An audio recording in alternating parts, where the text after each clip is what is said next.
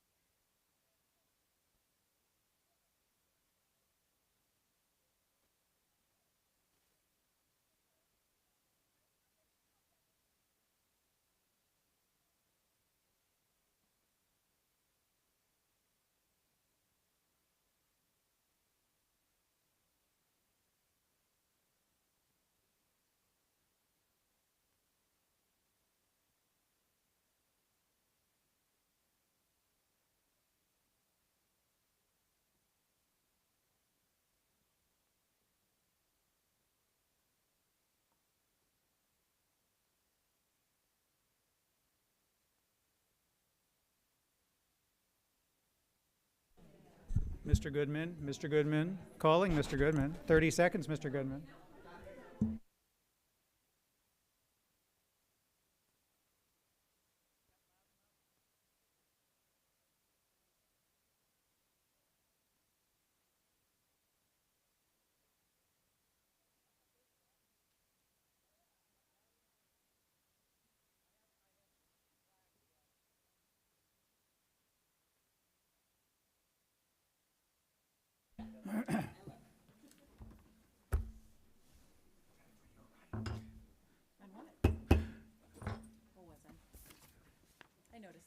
She hasn't heard that phrase for a while.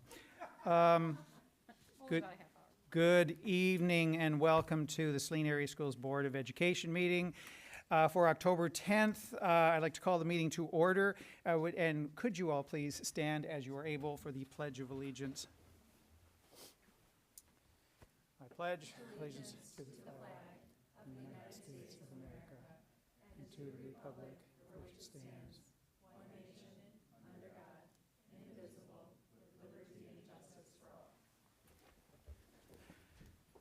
Thank you very much. You might notice that some of us are dressed in pink, and that is to recognize Breast Cancer Awareness Month. And we're also, many people on the board are fully cognizant of the events over the weekend in Israel and Palestine, and we are thinking about everything. So we're not going to do a real celebration or have a photo op or anything, I don't believe, but we just wanted to recognize that issue.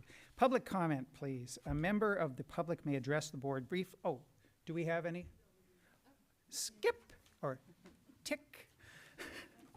I'm always happy when I can tick a box. We have 2 extended public comments, however. I'd like to introduce Laura Washington, the principal of Woodland Elementary School. Should I have given you a heads up so you could have been closer to the podium? Woodland Meadows. Did I? Woodland, oh, I've got Woodland Meadows Elementary School, sorry. Thank you. I just read what's put in front of me. Now I am. Here we go. Hello, school board members, central office team, and students. Thank you for letting me take a few minutes out of tonight's meeting to talk about the fabulous things that are happening at Woodland Meadows. From our students to volunteers, there's a lot to be proud of at Woodland. Beginning with the reason why we all come to school every day, our students are exhibiting 3B behavior at Woodland Meadows, allowing them to learn and grow in a safe and nurturing environment. These students are also led by our third grade leaders who exhibit true leadership skills as safeties and through the student leadership group. Next, we must also talk about our amazing staff. All I can say is wow. The creative, kind, hardworking group of individuals make such a difference in the culture and climate of Woodland Meadows and make learning engaging and fun. From the time that a student walks into the building through lunch to the end of the day, we truly are here for the whole child. And just when one thinks that the day is over, it is not for many of our students. The before and after school care and after school community education programs extend opportunities beyond the classroom. From basketball to art, students have many chances to learn something new. However, none of this can be done without the support of our families, volunteers, and our extraordinary PTA. Our families are responsive to student needs and the needs of the school. They volunteer as readers, helpers on field trips and in the cafeteria, and do so with smiles on their faces. And if you've ever been to the cafeteria, it's amazing. You're smiling. Our friends at the Senior Center have also partnered with us in order to forge positive friendships with pen pals and reading partners. We can't wait to welcome back Nala from Therapause and her owner, Kathy, to listen to students read books to her. We also look forward to our visits to Weber Bliss, where third grade interacts with volunteer docents and who have a very rich history of Saline.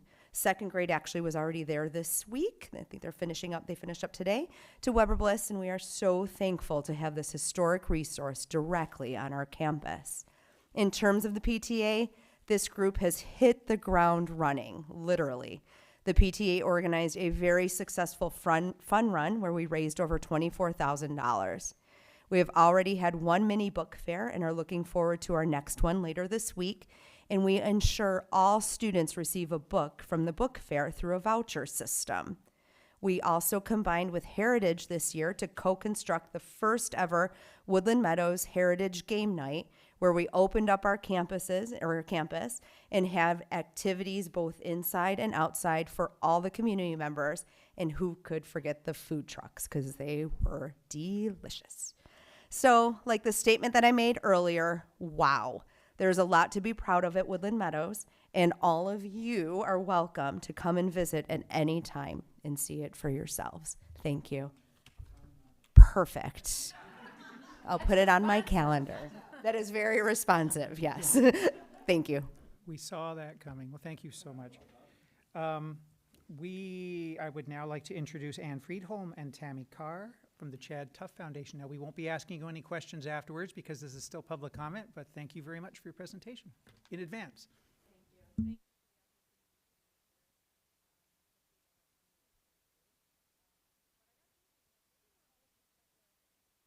Not on? Maybe not all of you have had the chance to come and experience Run Tough.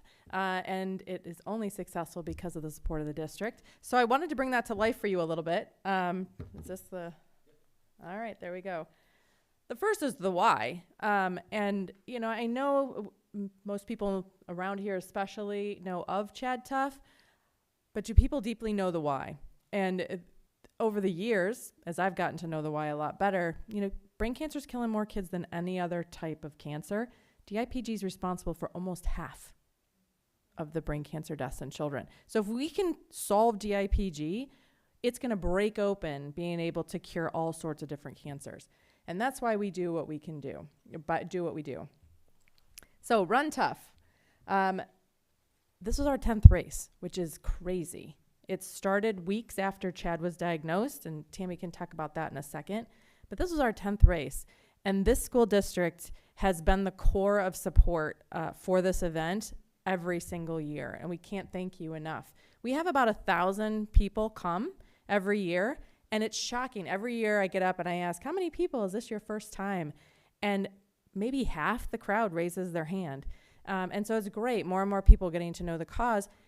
We now are into a space of what can we create as a community event to attract new families. And you know, we're targeting young families. We want to create a really fun event to come and experience and then get to know the cause along the way. And I think we're accomplishing that with your help. This is Elowen. Elowen's currently fighting DIPG. It's the first time that we've had our horn blower 2 times in a row. The horn blower is very special, as that was something that Chad liked to do, scare the... Chad did it twice. Yeah, he... Sorry. Second time. There you go. Yeah, Chad liked to pull that and scare people running by.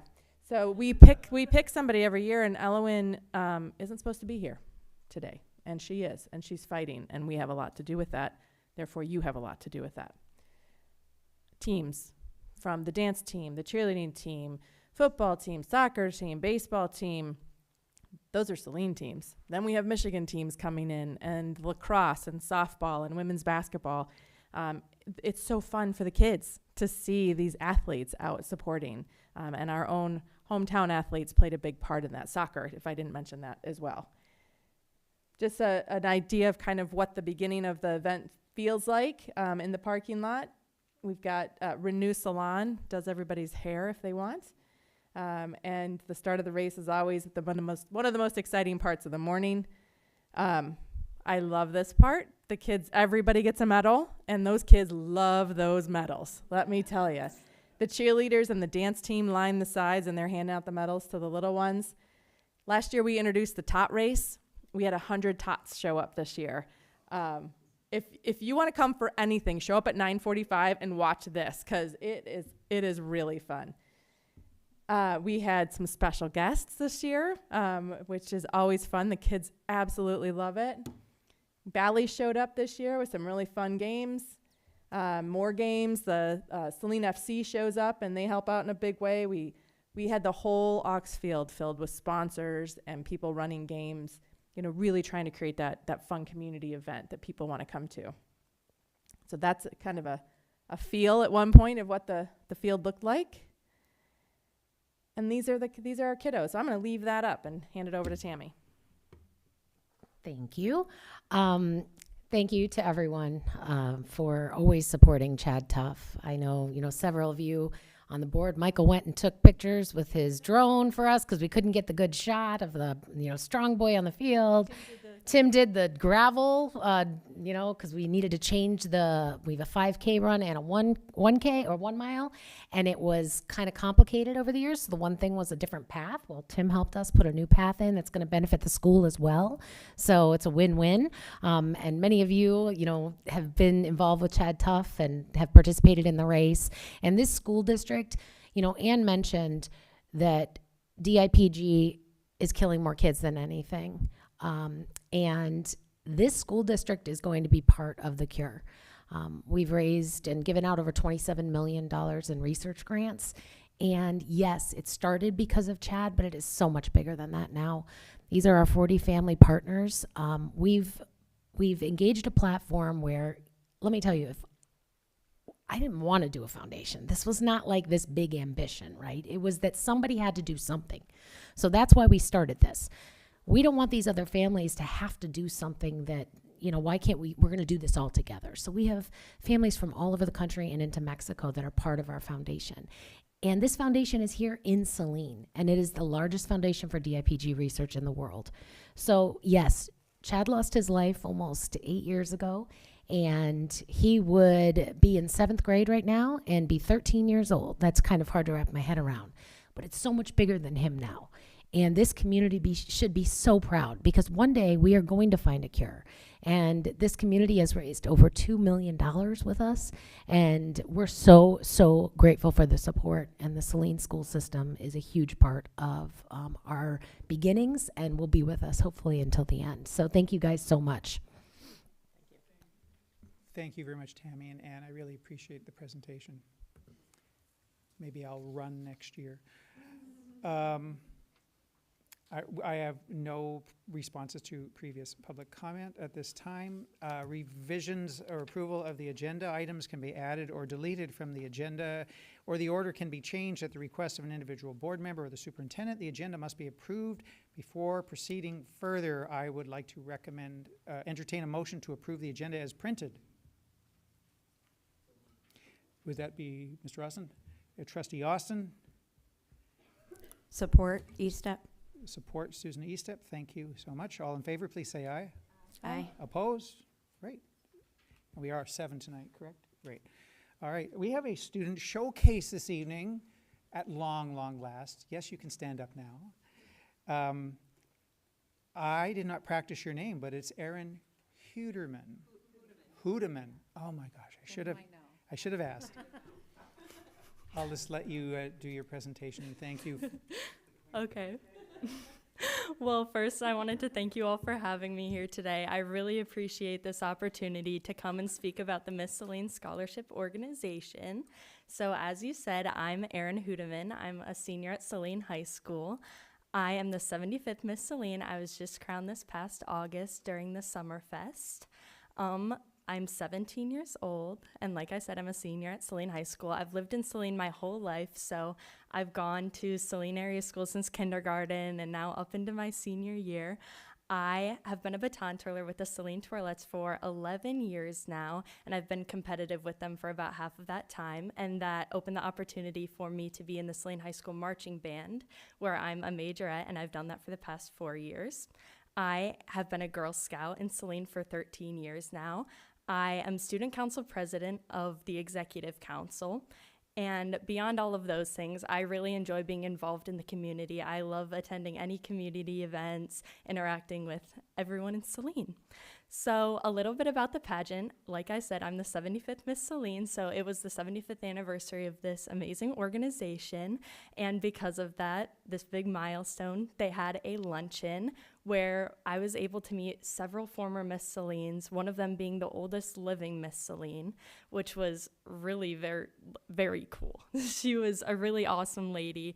She definitely portrayed all of the things that I hope that I'll be able to portray throughout my reign and past then when I become her age and I come back for the 100th and the 125th and all of those things.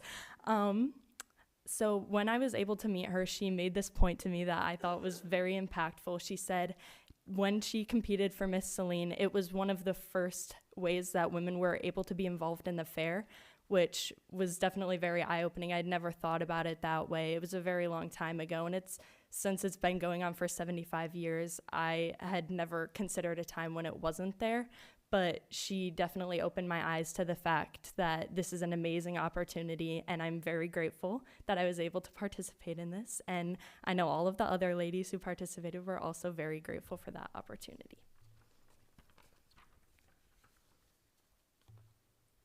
So a little bit about the pageant. There are three portions of the interview.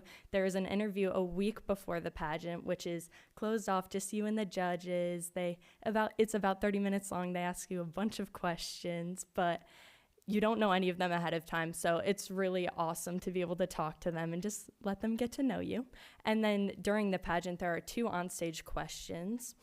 So once again, you have no idea what they're going to ask you. One of them is random, you pick it out of a fishbowl, and then the other one is based on something that you said in your interview or in your biography that they read while you're on stage before then. So through all of those interviews, like I said, I've been a baton twirler my whole life, so we focus a lot on interviewing and baton twirling. It's a whole portion in our all-around competition, so that definitely helped me a lot with the confidence, knowing the poise and how to respond to all of those questions, think on my feet and everything. And beyond that, I'm also a part of the marketing program through SWWC, where there is a whole unit dedicated to learning how to interview to prepare you for future interviews and job opportunities that may come your way. And through that, I learned how to communicate all of the things that I'm very passionate about and show everyone around me what I love to do through every answer. So I was crowned 59 days ago, and since then I have gone to a lot of events. A week after I was crowned, I attended the ribbon cutting at Stretch Lab Ann Arbor, which was a lot of fun to be able to interact with business owners in our community. A lot of the Chamber of Commerce was there, so I got to meet them, introduce myself as Miss Saline for the first time, and it was really great. After that, about a week later, I was on the radio with April Davis from the Sun-Times News, and I got to speak a lot about the pageant and different things that we do throughout my year as Miss Saline. Just last week, I was in the homecoming parade, which was a lot of fun. I got to see all the younger kids, threw out some candy. And then the day after that, we started building our scarecrow for the scarecrow contest. It's right in front of Max, number 7. Go vote starting October 14th. It's really funny, but we did lose our Ken that was in the back seat, but it's okay. We're figuring something out. And then tomorrow, I'm going to be the mystery reader in a Woodland Meadows Elementary kindergarten class, which I'm very excited about. I can't wait to introduce myself to all those younger kids. It's going to be a lot of fun. Later this month, I'm going to participate in the Saline Main Street Trunk or Treat, which is another fun thing. There's going to be another Barbie-themed portion of that. And then as the holiday season begins, we'll continue our annual Toys for Tots drive as Miss Saline. It's one of the biggest things that we participate in as Miss Saline in court. And last year we received over 1,000 toy donations, which the people who came to pick those toys up were very happy. And it even made them kind of emotional to see how our community really cared that much and wanted to participate in this portion of the Miss Saline organization and Toys for Tots. So kind of to close out, I just wanted to let you know I can't wait for my year as Miss Saline, and I am so grateful to have this position in our community. So yeah, thank you for having me. Do any of you have any questions? Well, just when you thought that the interview part was over, we're going to give you a few more questions from the board possibly, but I just have a very simple one. Now, I'm a royalty watcher, so my question is sort of religious. Do you turn the light bulb or do you wash the window? Oh, I'm a wash the window kind of girl. Wash the window. Oh, okay, I'll write that down. Thank you so much. Anyone from the table? Turn the light bulb, wash the window. He's Canadian. Thank you for your honest answer. It was a challenging question. Any other challenging questions? We'll start at this end because that end is. Do you want to go first, Jenny, or do you want to go? So Jennifer is giving me the mic first because I just have to brag about Miss Erin. She's super special to our family, and we're so glad that we get to spend so much time with her. But the one thing that I'll say about Erin is that she is extremely humble, and I'm super proud of her for the way that she handles herself with her peers and in the community, and she doesn't do it in a way that's bragging or asking for credit. She gives credit to those around her, and she raises other people just by being there. And I think that that's a quality that is often lost on our youth, and I see it in Erin as she interacts with the little girls at Twirl or with her peers in the student section, although I know you're usually with the band, but when you are with the student section. But I find that inspiring, and I'm just really proud of you, and I can't wait to see what you do next year. Congratulations. Thank you.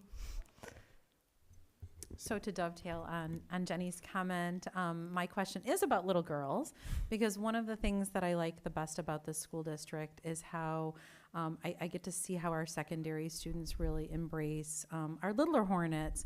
And so my question for you is, I feel like I'm interviewing you on stage at Summerfest.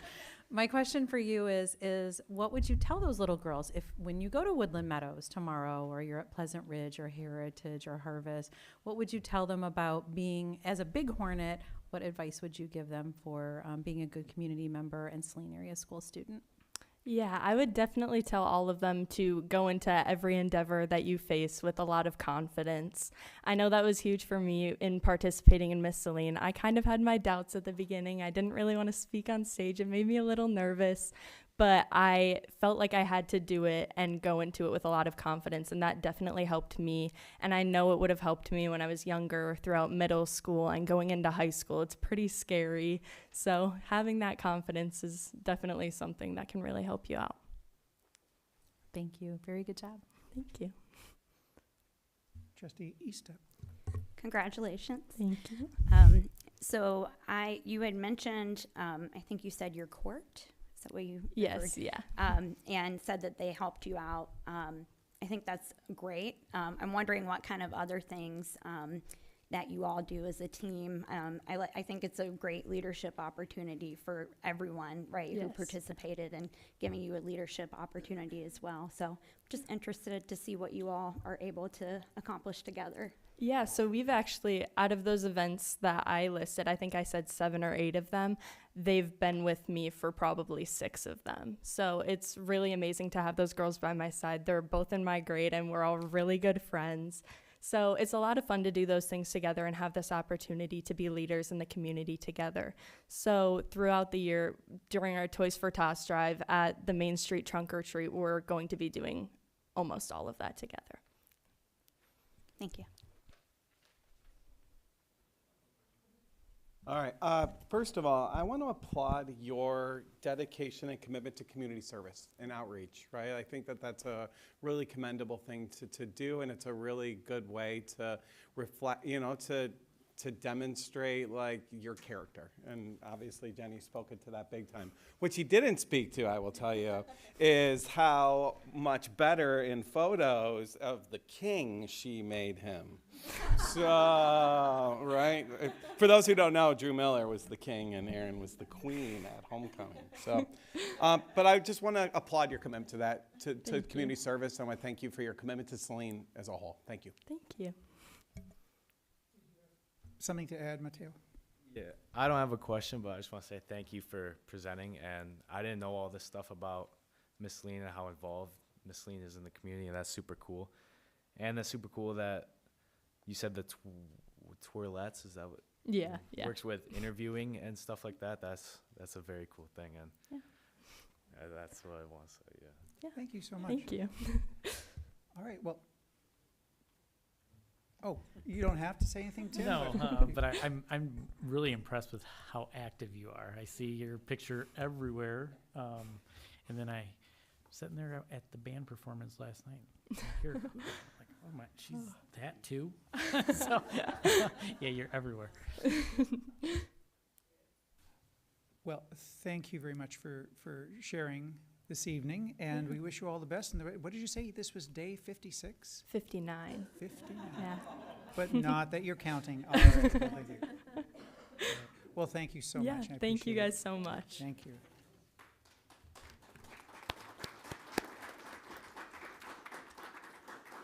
Jenny, you got your picture? We are going to shift gears to public hearing number 2 from the CAB. There, I said it, CAB. And I would like to just hand it over now. The meeting will be yours, Cameron Cockman, to do the next steps, introductions, etc. Thank you. All right. Thank you, Dr. McVeigh. Last meeting, we followed a professional public speaker from the high school, and this meeting we're following Saline royalty, so we're going to do our best. Good evening, everybody, and thank you again for the opportunity to speak today. My name is Cameron Cochran, the proud assistant principal at Heritage School, also the district co-chair for this cycle of the Sex Ed Advisory Board. This cycle was formed this summer after an application and selection process. So at the last board meeting, Kristen Hoffman-Peevler, who is the other co-chair, and I gave an introduction on the Sex Ed Advisory Board. If you're looking for more information on what the CAB is and its members, I would encourage you to check out the recording of the last meeting on the district website. This evening, we will be focusing on the second public hearing of the body safety training from the Washtenaw Area Council for Children.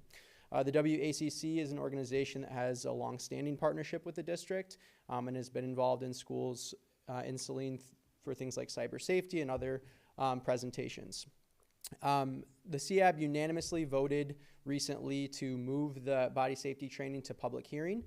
This is the second of 2 public hearings for that training. Susan Usher from the WACC will lead the presentation this evening, and afterwards Kristen Hoffman-Peevler and I will answer any questions that the board has, or do our best to answer those.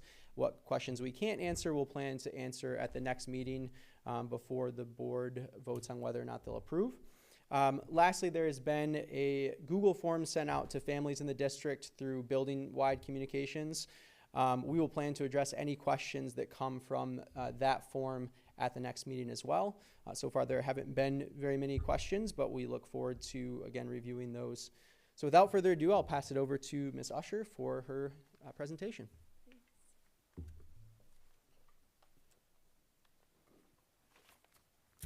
Thank you. I'm back. Also proud of Erin, yes. Yeah, so my other role, I'm the office manager, and I'm one of the body safety facilitators at WACC, one of my passions in following my education. And also very involved, obviously, with Saline, with the Saline Twirlettes, and Erin, and being her coach and working with the marching band.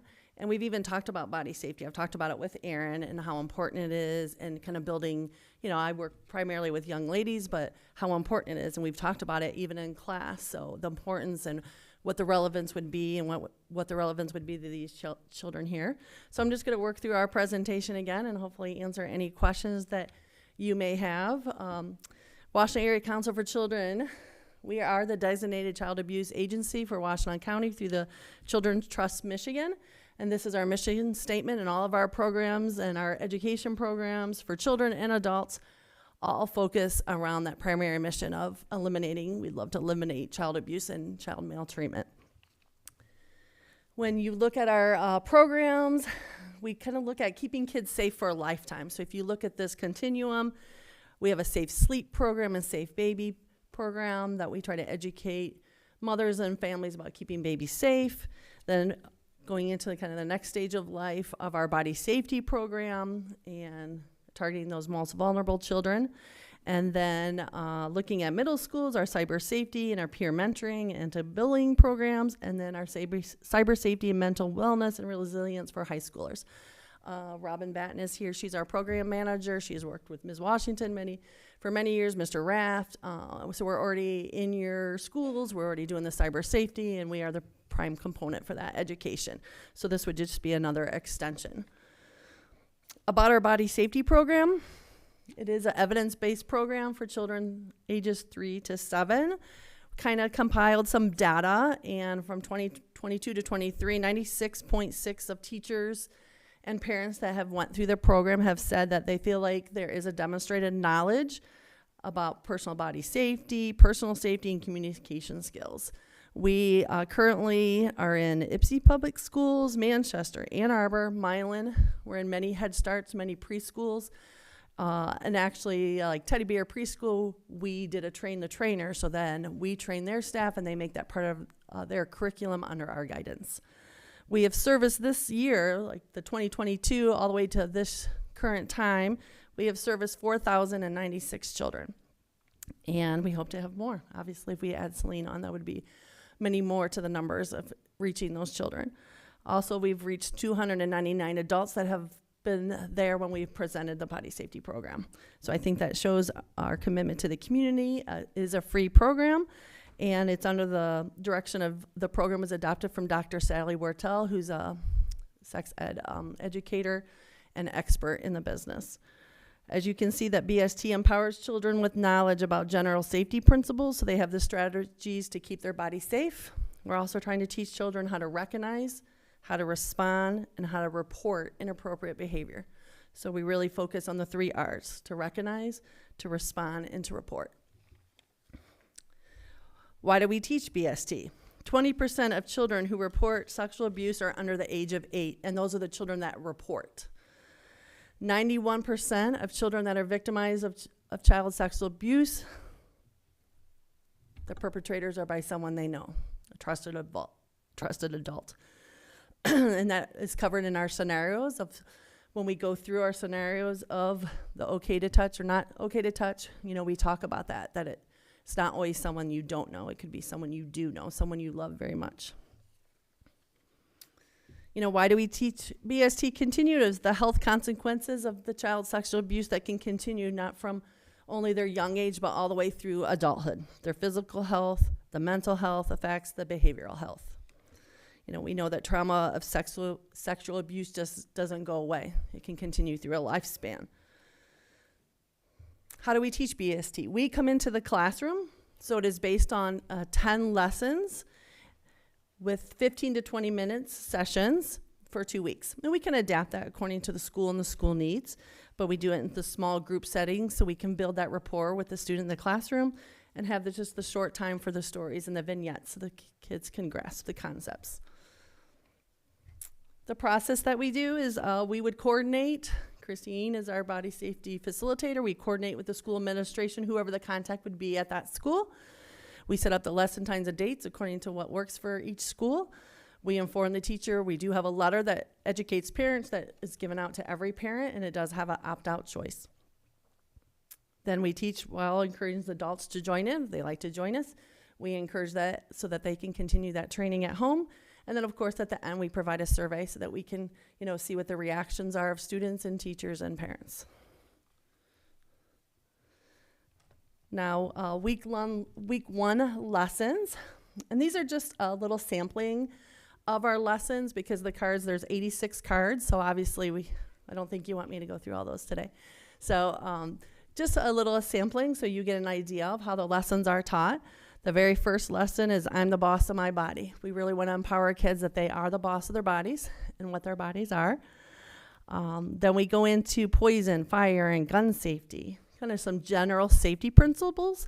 So like this card is chemicals and poisons. So we talk about don't touch, don't eat, don't drink, don't play with. And we kind of review those over and over.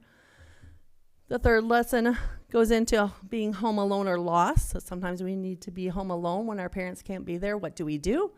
And we talk about being lost. If we were lost at the fair, if we were lost at a football game, what do we do? So the first week all is premises on general safety rules. Like car and street safety, we go into playing outside, try to play with a friend, make sure mom and dad know where you're going, where you're at, and we talk about stranger safety. We talk about we don't want you to be scared of strangers, but we want you to know what to do if you encounter someone you don't know who would be a stranger. And there's different vignettes on that about giving rides or giving candy or giving you a gift. And then as we look into lesson 6, we go into private parts, and it's very important that we talk about real names for private parts. We talk about body awareness. We feel like it's important because, it supports the health of children and it supports their safety. Conversations about body parts lay the foundation for understanding consent and sexual misconduct. So it's very important that we teach the real names so that if something would be wrong or if there would be an incident of child abuse, that they can report that. And also so they can report that to the doctor if something would be wrong with their private parts.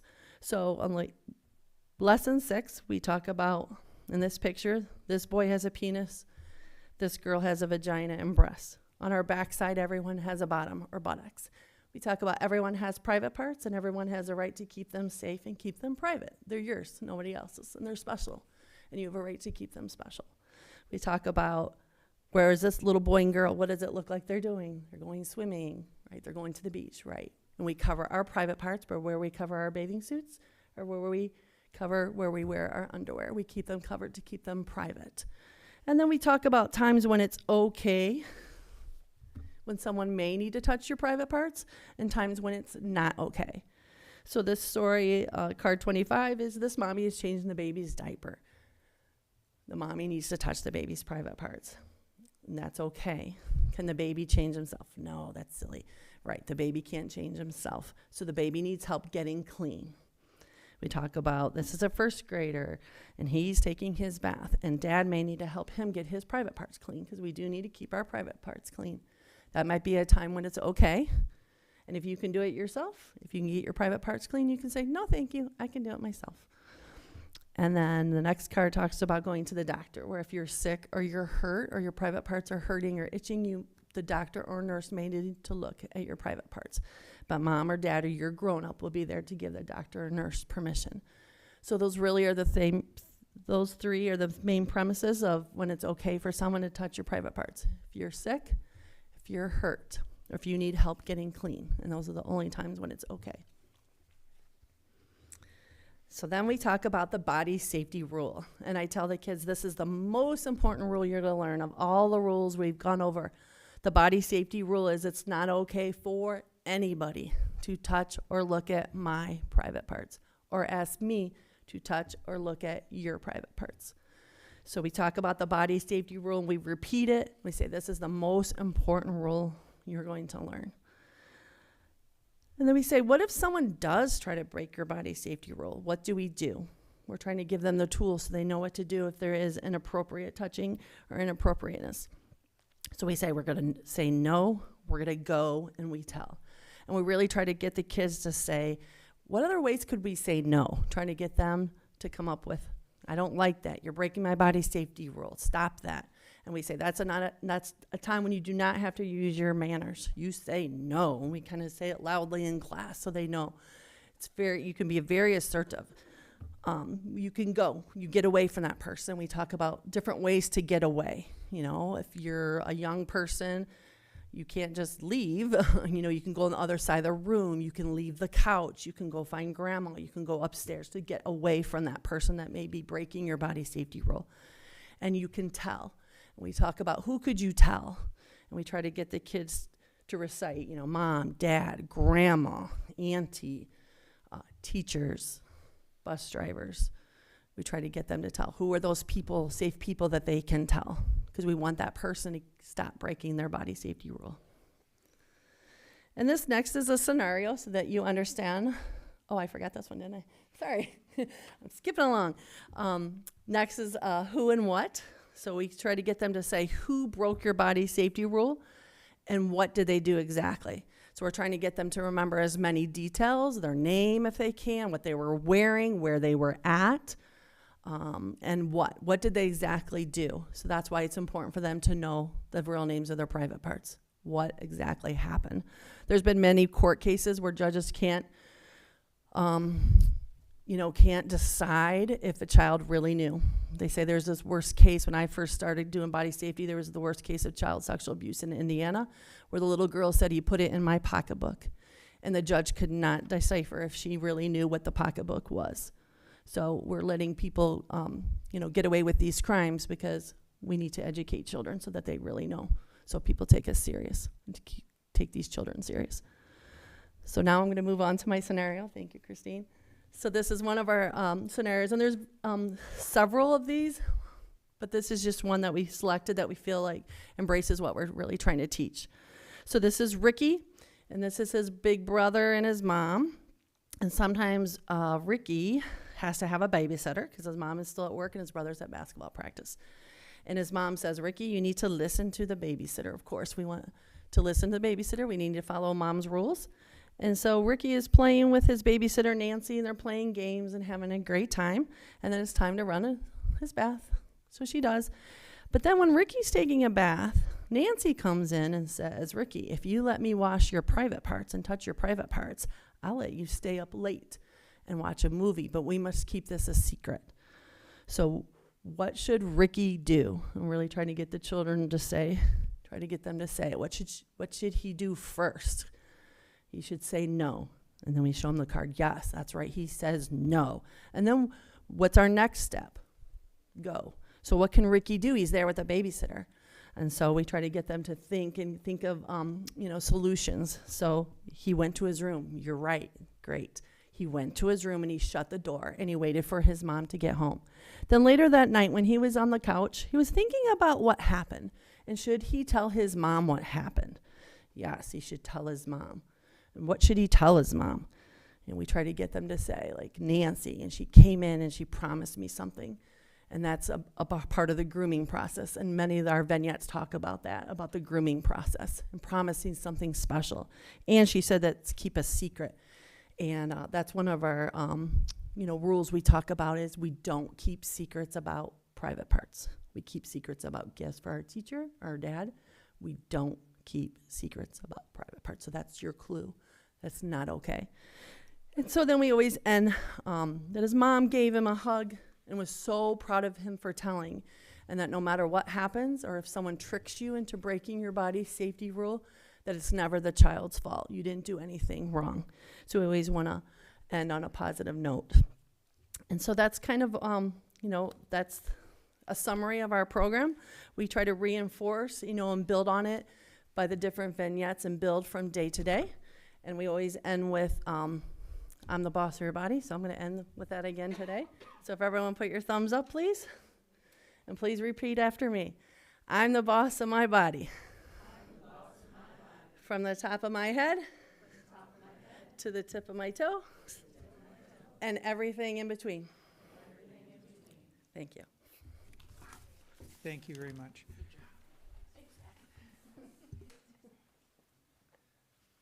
All right. So again, I just wanted to say thank you to the Washington Area Council for Children, specifically Susan, Robin, and Christine for all of their work to support us in preparing for this presentation. We did want to address a couple of the questions that came up from the board at the last meeting that we didn't have a chance to discuss. One was from Trustee Miller, just about the effectiveness data of these programs that have been used in different districts and different areas of Washtenaw County. And so the WACC was able to provide us with some of that data. Susan, yeah, and I think Susan kind of put it into the presentation early too, to let us know the feedback. Yeah, so Great. I was noting that was there, and I was like, did I miss that before, or is that new this time? So Excellent. she did. But if you want to reiterate it, Yeah, for we may everybody have glossed listening. over it. So almost 97% of parents and teachers in a post survey strongly agreed that student participants have demonstrated knowledge of personal body safety, personal safety, and communication skills. And that was from Head Starts, preschools, and elementary schools in Ypsilanti, Ann Arbor, and Manchester.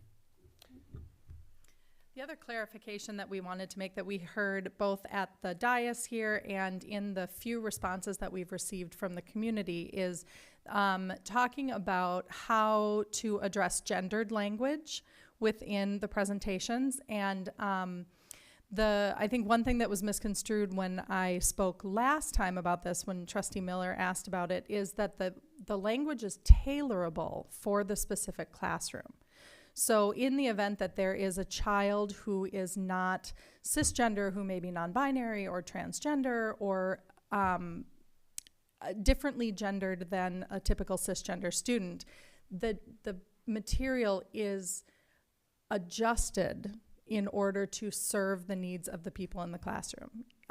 Most of the time, it will be boys have a penis and girls have a vagina, because that is where the kids are developmentally, and that is what that group needs. It can be changed to kids have a penis or kids have a vagina for the classrooms that need that. So it is really highly tailorable for those things. And it's a very small portion of the process through these 10 lessons that talk specifically about parts and anatomy and things like that. So I hope that is clarifying for the 7 of you, as well as for the community who has been paying attention to it. Thanks. Are there, I do have a question as well, but if there are any other questions from the board to add onto the vast pile of questions. We have 2 questions on this side and 2 on this side, so I'll start with Treasurer Gerby. I guess the only thing that I've thought about in the last 2 weeks that I would like to know is that about our staff readiness. This is going to be age 3 to 7. So those are our elementary teachers. We even have our principal in the room, right? Can you speak to that? Like, have they been discussed with this program? Have they had input on it? That kind of thing. And then I would like to know about just their readiness and their comfort with it, and training and those kinds of things to support them. Yeah, I think that's a great question and something that needs to be considered. In short, staff has not been made aware of the program explicitly, that this would be an expectation of hosting in their classroom, so to speak. Building administrators are aware of this program.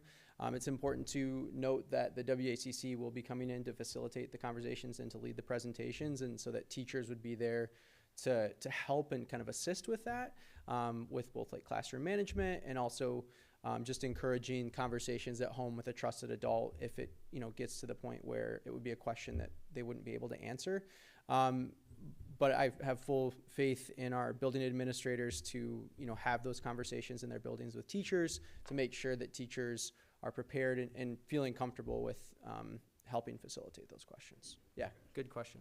And I would add too, the teachers know the process for mandated reporting, and that is something that can be refreshed easily in an email to just say, reminder, here's the thing. So, yeah. I noticed a slide early on, I think it was number 2, one of the poison containers was had a Spanish label. It made me wonder whether you have staff, Susan or Christine, who work with ELLs, English language learners, to do the same program. I don't know. Go ahead. not, but we do have our literature that can be translated so that we can give that out to parents. So that was just, these cards are generally across the U.S. then. And all right, thank you. That was perfect. And that did remind me of one other thing. So there is a copy of all of the cards that will be used in classrooms available today. That's over at Betty's desk for any community member that would like to review those. That's also going to be available to families in buildings if and when the program is approved, so that they can make an informed decision on whether or not they want their families to participate. Thank you. Working down the table. My quick question, and I know you're waiting for more community feedback on the Google survey. Have you noticed any themes that have emerged so far?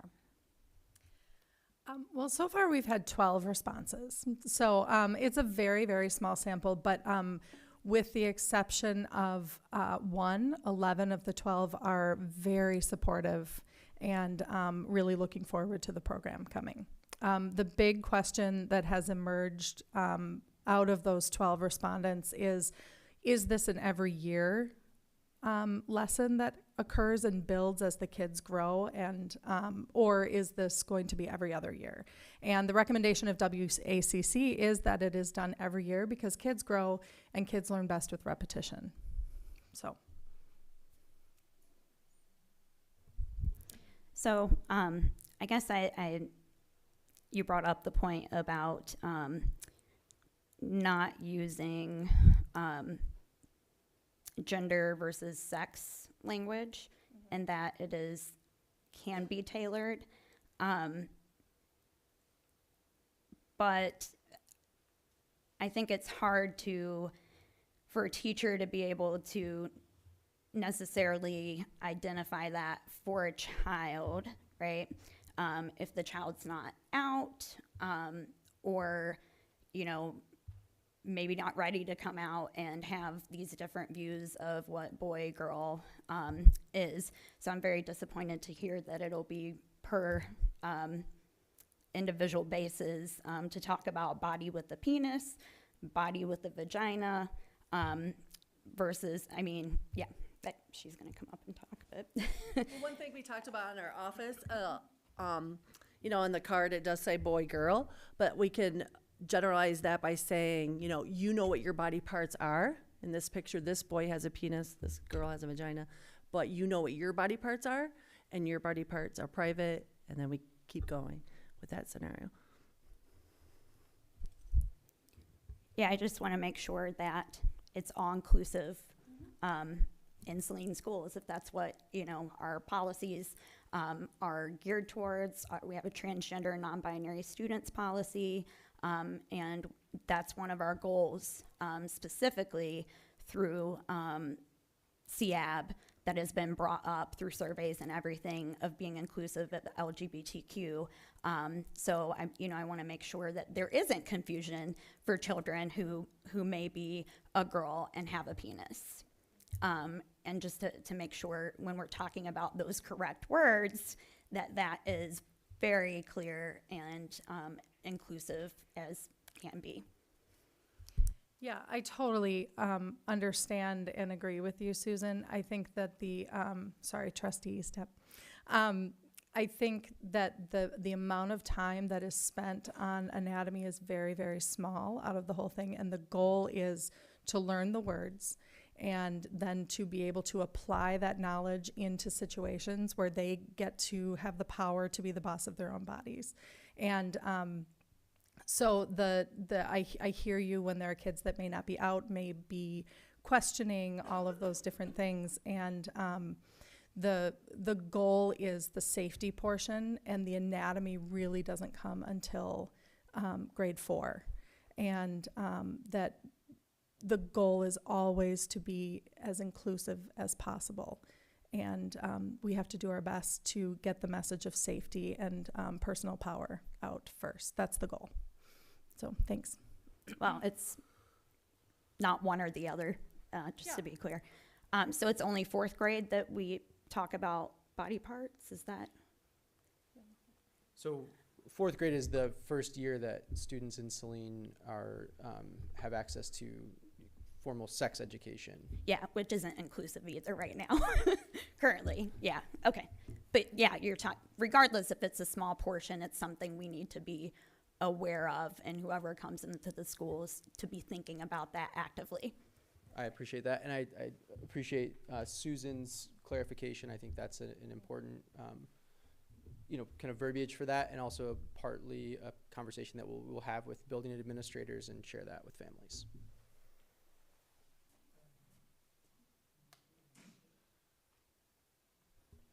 I'm just, again, want to thank you for doing this. I think it's really important. I want to reiterate what Trustee Gerby said about staff being ready, the social workers, because as I'm sure anyone who does this work knows, sometimes when you least expect it, in the most unusual of ways, someone trusts you enough to disclose to you, and unless you're really ready for that, it's difficult. So I think that's going to be important, and I trust that the professionals here will know how to do it. On a lighter note, I just almost burst out laughing today at my other job. I just have to tell the story for the impact of this work, and this is not the first time it's happened, but it was just funny that it was happening today when I had a presentation. So I had to give immunizations, as I often do, and my little patient was like, "But it's my body. I'm the boss of my body." And we really tried for like 20 minutes. I was 20 minutes behind because we tried to get there in a way where they could be the boss of their body and their body could get protected from measles without anyone invading their body space. But it didn't work, and I just it was just funny. I was like, obviously that message is getting through, but a plea from a pediatrician, if you could change the materials to, you're the boss of your body, but your parents know when you need your immunizations, and your doctor. But no, I think it really highlights how much this really, sinks into the kids' brains, and I'm happy for it, even when I'm sad about it. Oh, please. So I want to thank you guys answered my questions throughout the thing earlier, but I also wanted to say thanks for putting in there that you encourage parents to come to it to kind of learn as well, so they can kind of further do the work at home. I think WACC does such a wonderful job in creating that partnership with school and family, because it is so important for kids to have consistency, especially with things like safety, that we're all using the same language. And so I really applaud WACC for their work in all arenas of a kid's life. It's really great. I was just going to say, as a former classroom teacher, one of the things that I would tell my students is that my number one job is their safety. And I know that we often think about our number one jobs being to educate our kids. And while that is very, very important, especially over the course of my career, safety has been at the forefront of my mind. And I just appreciate the work that WACC and the CIAB are doing to provide this opportunity for our kids to be that much more aware, so that they can be that much more safe. Oh, yes. Go ahead. Oh, okay. So this might be further exploring, but in a question for if you all offer something like this, but we're talking about body safety based on, educating around sexual assault, sexual violence.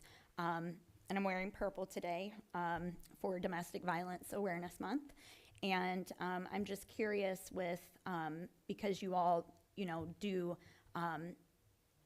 education on child abuse, if that's a component, like the child abuse or, being part of domestic violence, witnessing that, is that something that you all cover within the body safety or other programs that you extend? Not in body safety directly, but then our next extension, our program is called We Care. It's for 4th through 6th grade. It's called Oh, sorry. Thank you. Sorry. So our next program is called We Care, and that's for 4th through 6th grade, and that kind of builds on the body safety, more about healthy relationships. So that goes into that a little bit more. And then obviously cyber safety, it talks a little bit more about, because we go into the sexting, sextortion, sharing personal information, but not directly, I would say domestic violence. But the We Care program is our next program that would hit the 4th through 6th grade. Okay, thanks. You're And welcome. one more Mhm. question. Do you all send resources home to families? We can. Okay. And we've had, many times we've had different conversations, like if they want to call in, or if a parent wants to call in, we provide our number. They can talk to Christine, talk to Rob, and talk to myself, and provide some different resources and different books and different articles to help support what we're doing. And on your comment about, transgender and looking at that population, the statistics do show that that is a higher risk of sexual abuse. So I think it's even more important that we're, getting that information to them. Thank you. Well, thank you very much. Sorry, Christine, yes, please. Sorry, I just wanted to add one more thing. As part of the resource that goes home, as part of one of my grant requirements, I've actually fully developed a brochure that goes into more statistics on why we need this conversation, but also how to have it for parents. So it's a way to make parents feel validated. Like, yeah, this feels weird, it feels a little icky, but we can do it. And as young as 3, we know that they can understand it, and it's not scary. It's us adults who make it feel icky and scary. So I do have a brochure that I've made, and we are really close to getting it ready for printing. It'll be available, and I plan to send it home with the introduction/opt-out letter. So there is a nice bundle package that will be coming if we get approved. Awesome. And that'll give opportunity for those who maybe opt out of it to have those resources to have that conversation too. Nice job.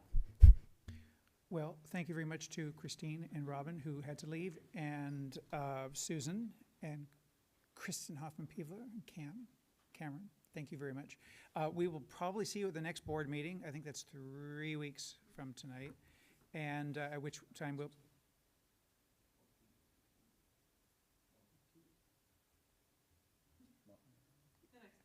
The next board meeting. Because I think there's an extra week this month, but we'll see you at the next board meeting, and we will probably put that to a vote. 24th, right. Okay, so I was thinking ahead to November. Oh, my gosh. Thank you so much. I appreciate your time. There's also some committee members here that showed up and support, so thank you for coming. Great, thank you very much. Yeah, no, I was a whole month ahead. That would have been scary. Okay. I would like to entertain a motion to approve the minutes from our September 26, 2023 closed session for the purpose of superintendent evaluation, Section 8A under the Open Meetings Act. Or I can move that to another part of the agenda. I totally forgot to give them from Betty. She has them. Right. Mr. Clary, you are on. I'd like to entertain a motion to approve the recommendation submitted by Director of Operations Rex Clary to use Lacole Planners to act as Saline Area Schools owner's representative for the new Hornet Operations Center for the amount not to exceed $106,920. Do I have a motion? I'll make it. Gerby. Gerby, thank you. Second? I'll second it. Tim Austin. Thank you very much. What can you tell us about this fascinating... So Lacole Planners has worked with the district since 2019. Just before COVID, we started the carpet project at Woodland Meadows and Heritage. We also used an architect for those drawings. They've done about $5 million worth of construction with us as an owner's rep, just much smaller projects. Right now, they're currently finishing up the HVAC controls at the high school. We're halfway through the roof at Pleasant Ridge. I believe it's a cost-effective way to use an owner's rep and a smaller or an architectural firm or an engineer, a mechanical engineer. It gives us a lot more control and a lot more feedback between the two. As you saw in his presentation or his proposal, 12 hours a week, that's just what takes him 12 hours would take me 20 hours. And those are 20 hours that I don't have, and I don't have the expertise in construction from starting from the ground up and building a new building. It's a not to exceed amount. Mark has been working with us as far as the bids. We're at bid pack number 3 now, and we'll be bringing bid pack number 4 out on the streets here shortly.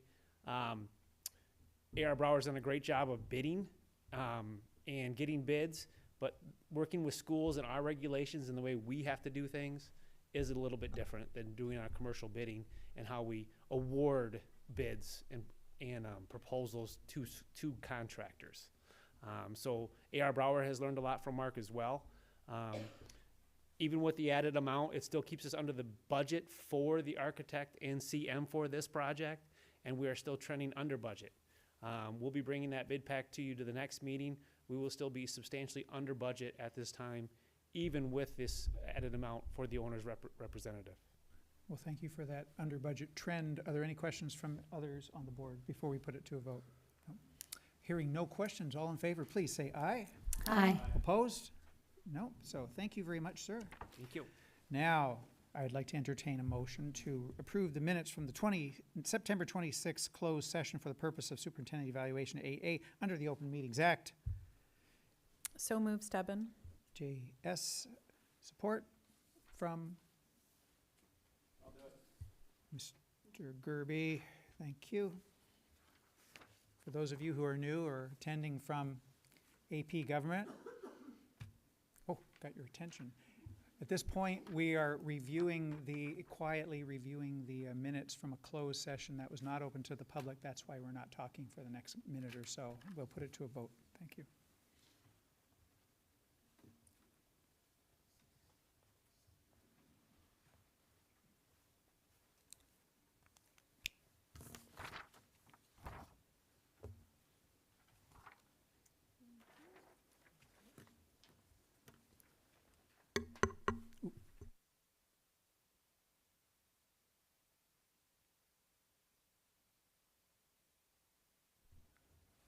Are we all set, Secretary Miller? We are.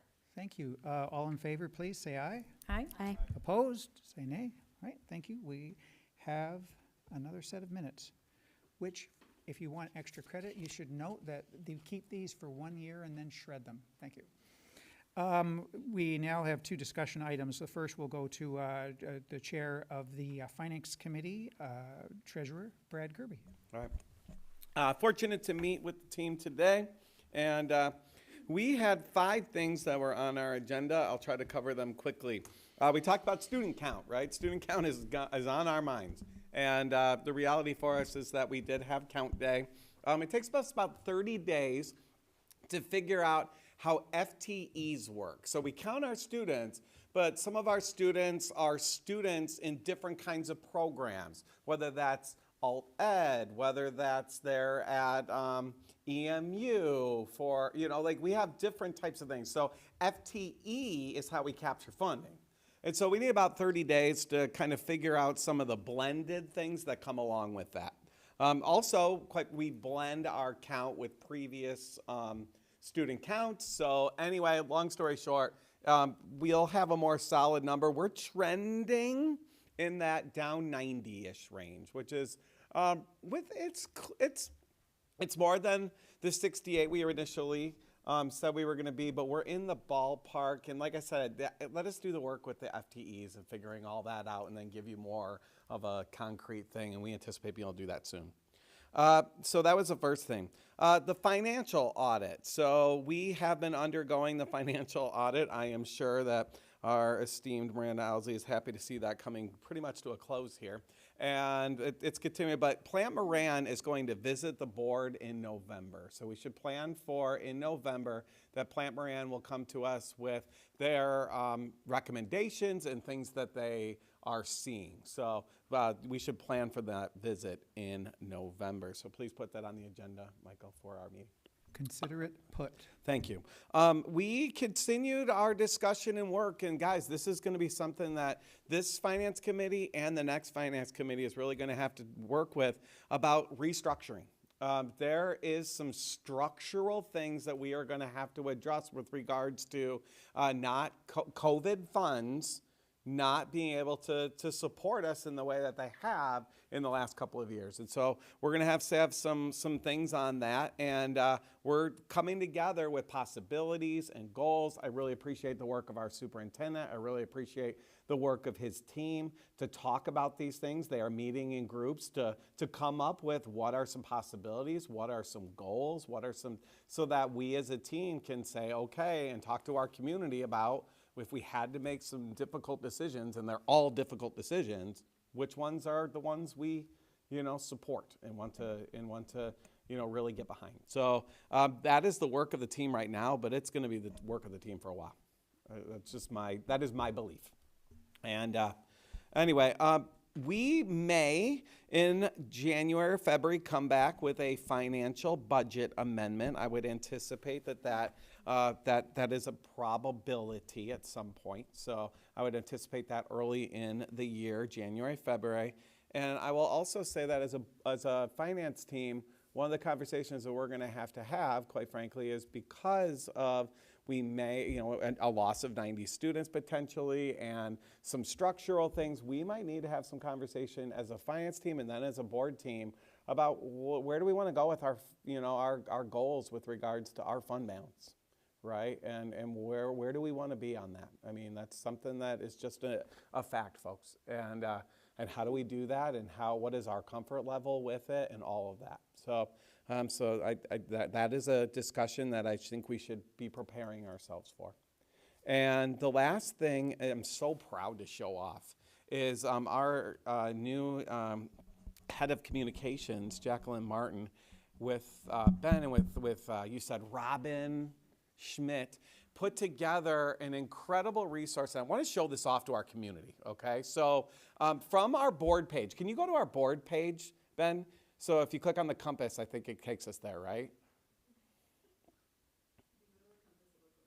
Yeah, it goes to the home page. So if you look at the very top of the page, you're going to see where it says bond updates. And then what is listed here under bond updates, and I'll tell you, I haven't had a great chance to look at all of this, but I'm impressed as heck with it, is if you scroll down, you're going to see here is Harvest update and Pleasant Ridge and et cetera, et cetera. And so these are all things that are in the works with our bond.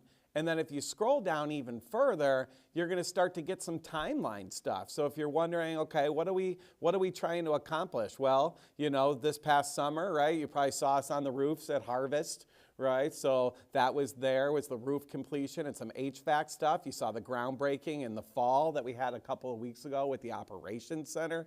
And so this would give anybody who's out there wondering, hey, how you spending that money that the community so graciously approved? This is it. This is our plans, etc. Now, we might have to make some changes as we go. For example, a couple of years ago, we made a shift with roofs, right? And when we did our roofing and when we did some other things with regards to, remember we had plywood and lumber prices going through the roof, right? So literally. And so we had to make some adjustments to say this isn't the best time for that. So that's there. It's a timeline. It's something we're trying to do. But at the same time, we also want to be good stewards of our finances and our money. And I appreciate, Mr. Clary saying we're coming in under budget. We are using things like, the company we just, employed, right, Lacole, to try to be good stewards of our planning and of our doing these things. And if anybody wants to speak to me and say I'm not phrasing that correctly, but I think we are. So thank you for the time, and that's all I have unless you guys have questions. No, I am looking forward into the deep dive. Could you clarify one thing? When you talked about discomfort around the fund balance, meaning it probably goes down more than it goes up. Well, we've been hovering over 5% for a long time. We have. Oh, we certainly have. So what's an uncomfortable down for you? That is a conversation that I think I'd like to have with the finance team. It's a conversation I'd like to have with the superintendent, and then maybe open that up as we, because quite frankly, that might be a different number for me than it is for the team. Might be a different number for for what's Dr. Lotz says is feasible. Just a point of clarification, we have not been hovering around 5% for No, for we're a long not. time. We're not even close right now. Yeah. Well, not for the last 2 years, but prior to that, No, we're like 19.5. Steve has the stats from the we all have budget the meeting. stats. Yeah, I've seen the stats. We're way and above 5. now. We- I understand that. Correct. We were hovering right around 5, and that is like, we don't ever want to be back there. I'm Yeah, just going right. to say that Right. right now. Okay. Correct, Tim. That's, So I guess I was just wondering what our new comfort number is. I mean, that's something that we ask all the time whenever Brian Marcel comes down here and others are talking about numbers. Do you have a comfort? Not yet. Okay, thank you. I would like to have that conversation as a team, and then I would like to present that to all of us as a conversation piece too. Because like I said, I want his input. I want input from trust me. I look good because Miranda makes our team look outstanding, right? So Okay. I'm not ready to answer your question. Well, I appreciate that. Thank you very much. Any other questions from others? I'd like to know, so if we have clarifications on the timeline that just went up on that website, who should we go to, Rex or? Okay. All right. I'll talk to you later. And she's been an outstanding resource for us, so thank you. Could I add, pile on to the Jackie Martin parade here? I visited the website again. I'm a regular visitor to our main page, and I was just so happy to see some new pictures up there. And those kids who are holding up the compass flag in front of the Alaska train, they're probably in their 30s now. Probably not, but you know what I mean. They've been up for a while. So thank you so much for refreshing the page. I appreciate it. Thank you. I'm now going to turn it over to discussion of Policy 5113, School of Choice Program, Interdistrict. This is our first reading of an amendment, to the existing policy. And Jenny Miller, our policy chair, will facilitate this. So this is just an amendment to Policy 5113. And the history basically is that several years ago, we transitioned from our policies being housed or booked, I guess, by MASB. And when we moved over to Neola, the board at that time had a process where they went through the policies and they went through what was MASB policy that they wanted to bring over to our migration, and then also they looked at the Neola policies, the current Neola policies, and selected the ones that fit our district and created our new electronic, I guess, binder. And so there's been some shifts that have happened. When that shift happened, any policies that were not included in that migration were rescinded by that board, and it was done not as a table going through each policy, but as a policy committee recommendation to the board, and then doing that. In doing that, it's been brought to our attention that our policy 5113 did not have a portion of a policy that was with MASB, and that is to have some specifics around the number of students that are considered for school of choice enrollment. And this has been historically the case, that our numbers have historically been around 10%, but as numbers as a whole, enrollment numbers as a whole, have fluctuated up or down, it has been a little plus or a little minus to that percentage point. So it is our goal at this time in the district to remain as it has been historically since School of Choice was brought to Saline, which was during my tenure as a teacher here, to remain approximately 10%, which is difficult when we're accepting students in the spring because we don't have the count for the following year. So there needs to be that kind of approximately number in there so that we know that that's our goal, but that it could vary depending on enrollment numbers. And as we know, Brad just talked about the count being in October and then again February, and there's a blended count and all of those pieces. So we went back through this particular policy. There are a number of policies that speak to school of choice, but we felt that this would fit the best in this policy to add the amendment. So in your packet, you'll see the green that has been added. So the policy committee met a couple of weeks ago, and we met with Dr. Lotch, and we felt like this was a good addition to this policy and that it could serve as a guide beyond all of our tenure here, so that even though this has been historic, we've had some changes on the board and changes in central office. And so this would then ensure that it continues beyond. And if we need to change that number ever, that would be, again, revisited. And it's not, again, policies are not written in stone. So if somebody wanted to, in the future, bring this back to the table, anyone can request that any policy be reviewed and for potential amendments. So currently, 10% is our goal, but if that were to ever change, someone could request that as soon as tomorrow for the review. We hope it's not tomorrow well, I guess it wouldn't be tomorrow. It could be as soon as if the revision is accepted after a second reading. But that's kind of where that stands. So if the 10%, I know that was a question that I've had from a couple of people, well, what if we don't want it to be 10%? Then we would review the policy. And I think now I've spoken with other board members and past board members who have said at one point in history there was a fear that we might open the floodgates to allow too many out-of-district students here. And that was a dangerous situation financially, that if they could possibly change their minds, their parents could pull them from the district with ease. Mm-hmm.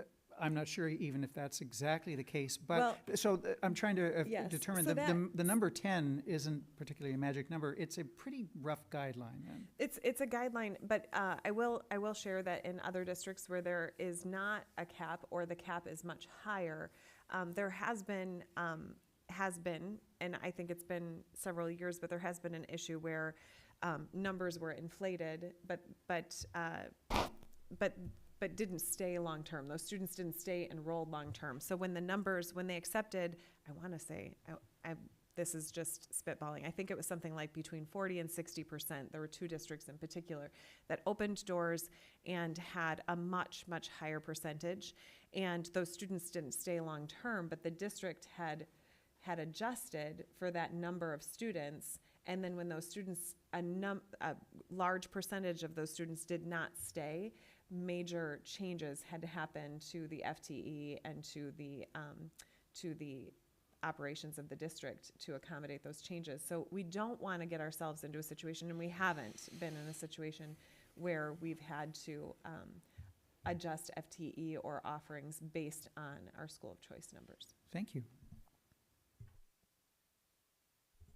So reading the amendment, it says the superintendent, when considering school of choice enrollment, will strive to enroll out-of-district students at approximately 10% of the total student body. I think that needs to be, I believe that the intent when we moved from MASB to Neola was not to lose the cap of 10%.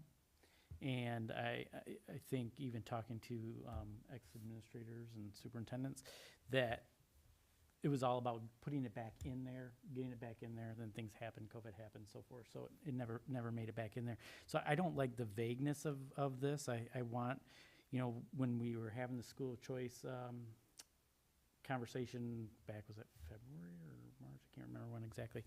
I was looking for that 10% cap. And I knew we had it, so I talked to other board members and so forth as well. And we couldn't find it. And so I voted no on it because I knew we were right there and going to possibly go over with us losing students right now. This does become a math problem. And so I think we can put a cap. We're not going to tell any of the students that are here right now that they can't finish out. I think we put a cap on of 10% if we do go over, because like you said, we sometimes don't know our student count. But if we're over, like let's say 22, 23, or 23, 24 year like we are right now, then we don't open up the school of choice in 24, 25 until we get back below that 10%. So that would be a consideration. So it says here that when considering school of choice enrollment, it would be to strive to keep that 10%, because like this year, what are we, Brad, 30 students less than we thought?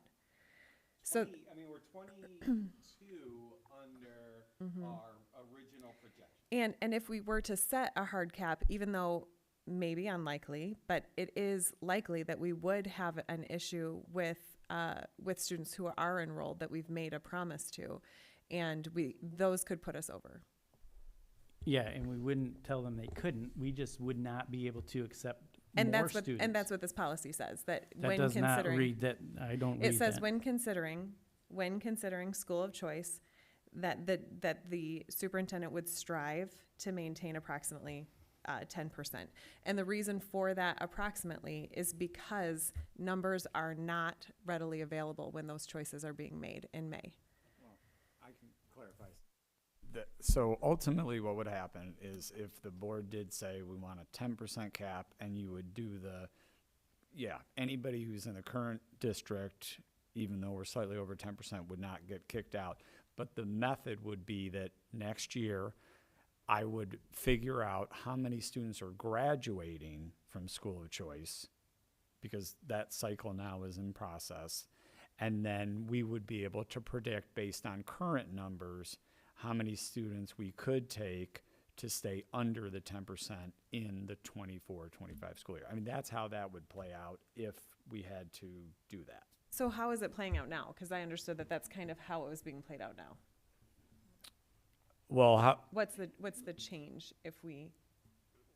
because we're not as concerned about the, staying under the cap, because there isn't we don't have a policy specifically that says you must stay under the cap. So right now it's an approximation, and we're not looking at those numbers as closely as we would need to in the future if we were trying to estimate how many slots we actually have available versus taking the normal amount that we've been taking over the years, which is around 60 to 70 students each year. Like next year, we might have to say we can only take 38 if that cap was in place. So that's what's different. We've been generally taking around 60 to 70 students without being as concerned about going over, because we know we've been in that 10% range. But if a hard cap exists, that will be the next step, to be watching those numbers closer and to make sure that we are not going to exceed that number with our best estimates. Because it is true, every time that we have less kids or more kids, then the number does fluctuate a bit. Hey, Steve, I just wanted to follow up. One of the things, and Jenny, I appreciate your comment around you don't know the exact enrollment until later that year. We also don't know the number of applicants. So it is possible that if we don't have enough well, not enough, but if we don't have 60 to 70, we won't take that. So Steve, can you just follow up with some data around how many applicants do we usually get every year? I mean, it's generally over 100, and we don't take all the students based on grade level availability. We still consistently take the bulk of the students at the kindergarten level. That's generally been our practice for the last, as long as I've been in an administrative role. That's been the strategy, so to speak. And I like that that's absent from this policy, that leaves it open for conversation each year on how many to take and where to take, knowing that we have that historical preference for kindergarten. And I do see in the policy, it also says the board shall review this decision annually. So this would be something we'd need to make sure we put on our operating procedures. There's each some year. other data that people do need to know, that even if we have, let's say, 120 applications and we offer up 90 slots, there's a traditionally around a 60 to 70% capture rate. That some parents are applying in multiple districts, and even if they were accepted here, do not always choose to enroll here. So we there is some guesswork in trying to get the numbers, just so everybody's aware. Oh, sorry. I guess I'm just wondering what the downside is if we mess up and like what Trustee Austin's concern is, like if it's 10.5% or 10.8%, if we're giving a general benchmark considering all the difficulties, because it seems like if there was a sibling who could come in and that's going to put us at 10.1%, or it seems like with all the moving parts, our thought as a committee was, let's give a general amount, but since we're understanding that these are people and children, and also, as you know, it seems like we're worried about declining enrollment. So while I understand, like, let's not take 20 or 30% school of choice, I don't really understand what the downside would be of leaving it a little fuzzy to give the administration a little bit more flexibility in dealing with the numbers. If somebody could explain to me, I just really don't understand. I feel like the strive is okay. That's very vague. We can put a cap on it. I mean, if 10.5% one year, and then the next year now it's 11%. We're striving. It's not too far off. And then we're 12. It's kind of like the homeowners association that says you have to have your brick has to be like, and then, well, the one person starts out with 90%, then their neighbor only does 80%. Next thing you know, they're only doing 10% in the front of their house. So I think that it can be moving.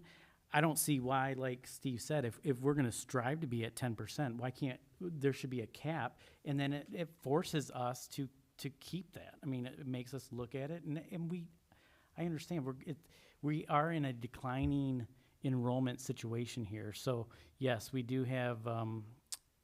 It's not as easy, I guess, to say yes, we're going to take 40 students or 70 students like we did back when we had 5,200 students, because we weren't even close to that 10% at that point in time. So that was easier to figure. But I think the intent that our community worked through back in when they did the school of choice thing, I mean, it was, I was talking to Scott, I mean, there was a lot of work. There was a lot of conversations about that, and the 10% that they came up with, it wasn't intended to go away. So why are we okay with it just going away?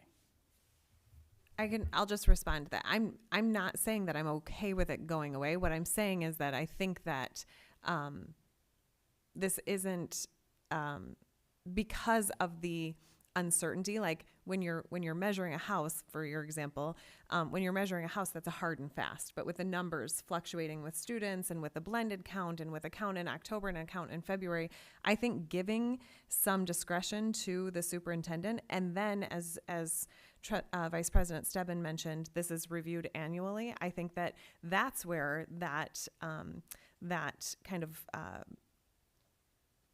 that can be reviewed, because it is reviewed annually. If it does start to creep much beyond that 10%, then we adjust and we give recommendations and we evaluate, and that's kind of where that goes. I think giving some discretion to our superintendent to make some of these choices with our finance people and with our curriculum people and with our treasurer on the board gives some flexibility in situations where if we set a cap that is hard and fast, we lose that opportunity to have that kind of flexibility. And I was here, and I remember the conversations around school of choice when this was coming. I know it took many iterations before it was finally passed. And I think that I give a lot of credit to the board at that time, and I think that it has served our district well, and I have faith that it will continue to serve our district well. I think that we can look back on history and we can look back at what the boards have done, and we can take advice from former board members and we can talk to former superintendents, but ultimately we have to make this decision today. And then hopefully this is because of the policy, this is written now in here, annual review and approximately 10%, so that it would come back to the table each year. And I think if we're making this decision right now about the annual review, putting that discretion into the hands of the superintendent that we've hired to operationalize this policy, I feel comfortable having it have a little bit of flexibility. That's my own personal. Treasurer Gerby. Yeah, I will jump in and say that, yeah, like you just mentioned, all right, I strongly support the approximately language for the very reasons that I've heard. You know, we do need some flexibility, and quite frankly, you know, I will tell you that being that we are going to be going through some restructuring planning and some of the things and presenting some things to this team, to this board, like, I think it's prudent to us to give ourselves a little bit of leeway so that we can do that, right? Like, we want to offer strong programs, right? And so I think by giving our superintendent some leeway, it allows us to do that. It also allows, you know, as President Stebbin was talking, you know, I thought about, like, sometimes we use school of choice as a mechanism to try to fill gaps in classes so that we can maintain not like smaller, you know, class sizes and some of those kinds of things. And so sometimes we need to do those things to be prudent about our staff, our needs, our buildings, those kinds of things. And I think that this language gives our superintendent, and flat out, I'll also tell you this, from my perspective as a finance person, I've watched our superintendent be really mindful. And I even asked him today in our finance meeting about this, and he was like, well, you know, that's about what we're taking, and that's about where we've been historically. So what I'm saying to you is, I trust that he's mindful of it. I trust that he really is trying to keep the spirit of the law, but I think we need to give him, like, the ability to make those decisions, is what I'm saying. And then the other thing I guess I would say is this. I asked him about some of our neighboring districts and what they do, and please help me to make sure, but Chelsea has a 10% cap, but Dexter and Milan do not, and I asked him to continue if he would do some research into our other neighbor about Ann Arbor, because I also don't want to put us in a, right. Yeah, I think Ann Arbor took theirs away. They took the cap away? I think. Okay. So I also don't, can I just be, and I want to be competitive, right? And have that a little bit of flexibility for our superintendent. So anyway, I've spoken a lot, but I support the approximately language. I just want to feel you out a little bit, Tim, Yeah. on the language. I get where you're saying that approximately seems squishy and open to the possibility of blowing past 10%. I get that. But the rest of us seem to be saying we're a little nervous about a hard, solid cap. I get that too. Is there some other terminology that would, you know, I don't want to say squishy cap, but some term that might make you feel comfortable that's between hard cap versus approximately? Is there somewhere in there that it seems like we're talking about language here, because from what I've heard, the superintendent has worked very, very very hard at maintaining that roughly 10%. Yeah, I mean, I think, well, I don't really know how you're going to have, you know, hard cap and then something in between. But I do think, I guess if the idea is to strive, I mean, he's going to go through the motions already. Yeah. And so the cap is in essence the striving. I mean, he's going to have to strive to get to the cap. Right now, he's striving for 10%, but I mean, he doesn't hit it. It's okay. I just think that the intent of the 10% was good. We lost it, unintended. Put it back in there, and yes, there's going to be a little bit more work on our part to figure out, do some of those projections, but that's going to have to be done anyways. Can I just say, what about if we said 9.5 to 10.5%? But Tim, can I just clarify? Is it really a language concern, or is it a cap versus no cap concern, just from your perspective? Yeah, I think it's a cap versus no cap. I mean, the 10% in striving is... To me, it's a guideline. Like, the 10% is a guideline. And I think each year, Steve gives us a report about school of choice. And if it were out of line, that would be our opportunity, I think, to give corrective feedback and to bring up again this goal, this striving to get there. so I don't think that it's necessarily that, you know, if this were to be passed tonight that, or, you know, if this were to be considered, we're not passing it tonight. This is a first read. But if this were to be considered, there's opportunity for corrective feedback and an opportunity to revisit this policy. And if we felt like, you know, it was not, the effort wasn't there, then we could talk about reopening this. But I don't see, I think in the report, and we're getting an annual report on this. So if we were to see that this number was creeping towards 11 or 12, or, you know, it's not a runaway cart. We're getting an annual report, and we can stop the cart from being a runaway. And so it sounds to me like I'm the only one who really cares about the cap versus the stripes. So, I mean, if that's the case, then it's 1 against 6.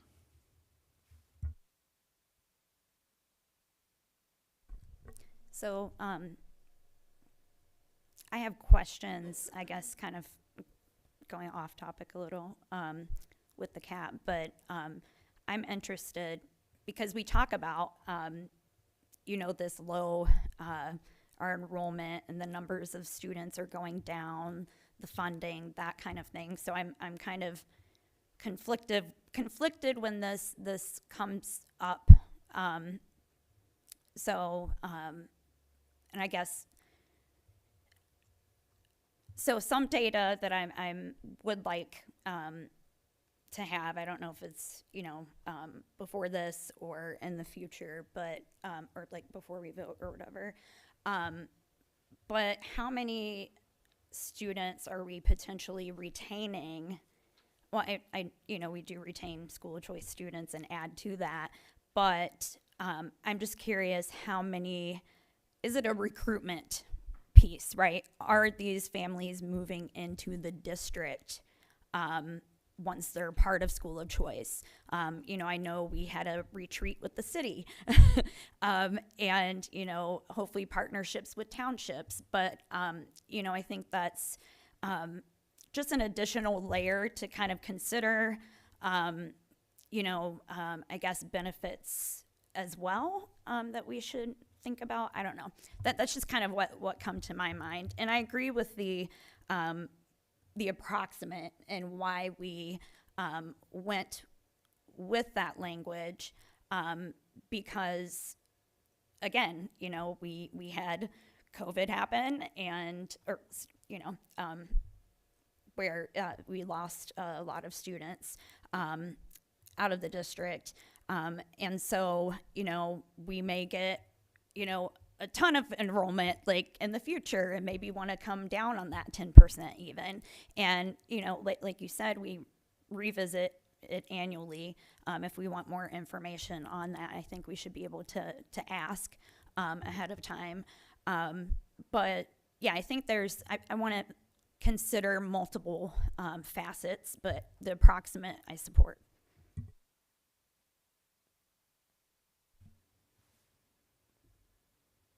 May I? Yeah. Oh, sorry. Okay, just one last thing is, so to Tim and to anyone else on the board, if you have suggested language modifications to that, rather than wordsmith it here at the table, which is not really always a healthy place, could you suggest or send those over to the policy committee? And they're going to be meeting in 2 weeks, and they can throw that into the mill and see how it runs. Okay, so we have a couple of weeks. That's what the whole purpose of multiple readings is, so that we have some time to ponder and think ahead and make suggestions. Right? We do have some other items on our agenda for that meeting. It's already a lengthy agenda, but if there are suggestions, please send them. But that might mean that we have to delay our second reading. Just FYI. Thank you. I appreciate knowing that. Thank you. Because we meet that the night before the board meeting. Yeah. Sounds like the plane has landed. Thank you very much. Oh, it sounds like the plane has landed, so we are going to move on to administration. I think this is correct. Yeah, administration or board updates. I'll start with Dr. Lutsch. Okay, I have a few updates. We were welcoming our German students here for our GAP exchange program, which is the German-American Partnership Program.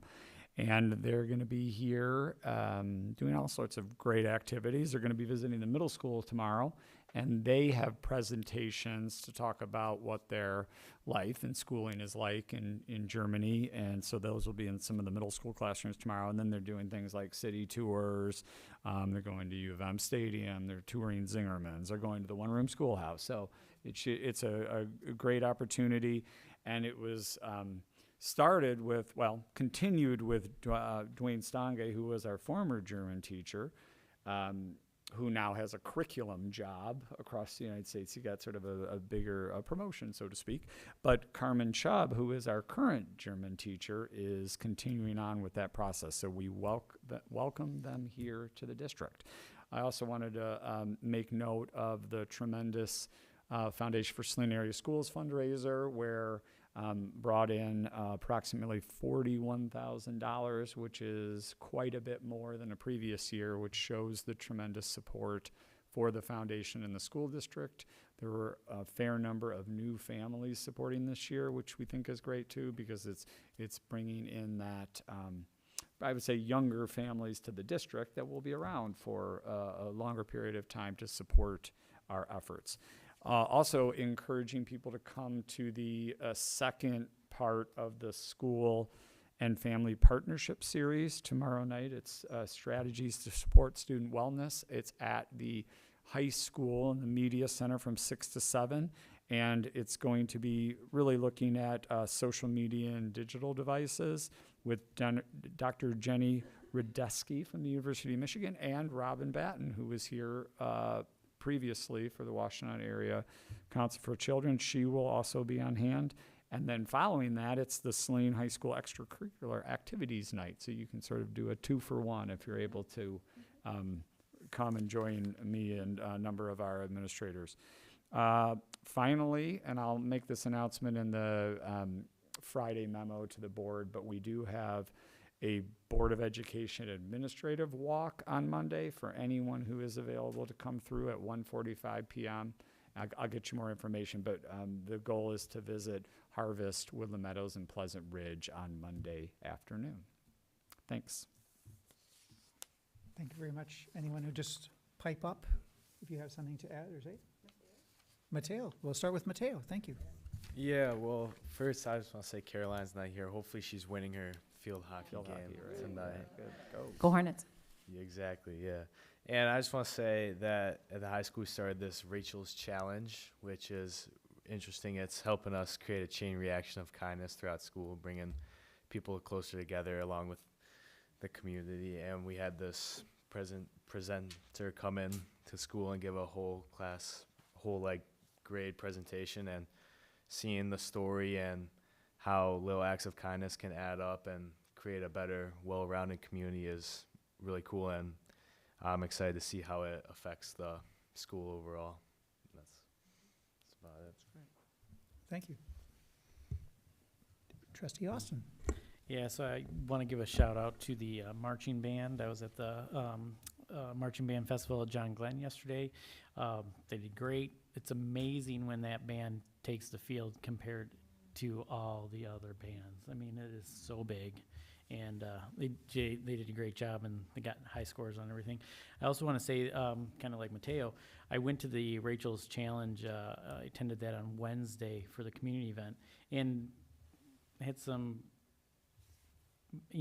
questions, I guess, about what it was going to be like and how it was going to, how the presentation was going to go. And it was very touching, very moving, and went really well. And hopefully it can create a chain reaction. I mean, kindness is, in this world that we live in right now, kindness is the one thing that we need.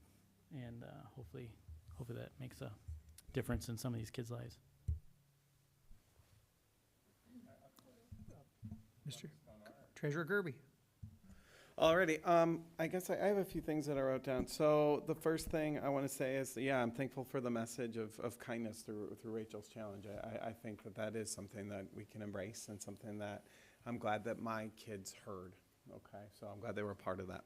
I want to thank Mrs. Washington for visiting today. Woodland Meadows, it made me think about how incredible how grateful I am for the 3Bs and how grateful I am that my children got to start there, and what an incredible staff and what an incredible, place to send your kids. So you made me think about it, and I appreciate it. I want to say I also appreciate Chad Tuff visiting. Bryce and Chad were Little Star friends, and he'd be 13 years old too. And so for me, that just hits home every single time. I want to thank everybody who was associated with homecoming. My kid had a blast, and it was his first date ever, so kind of a crazy deal for dad.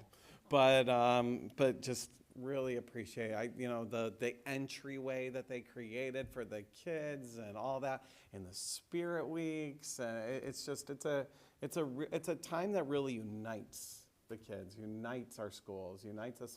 And we're just happy to be Hornets, and we're happy to do this. So I want to thank everybody associated with that. And lastly, I'm happy to wear pink tonight. I think about all the incredible women in my life and all that I care about them. And my wife, I don't think she'll mind me sharing like that, getting mammograms and doing those kinds of things is incredibly important, right?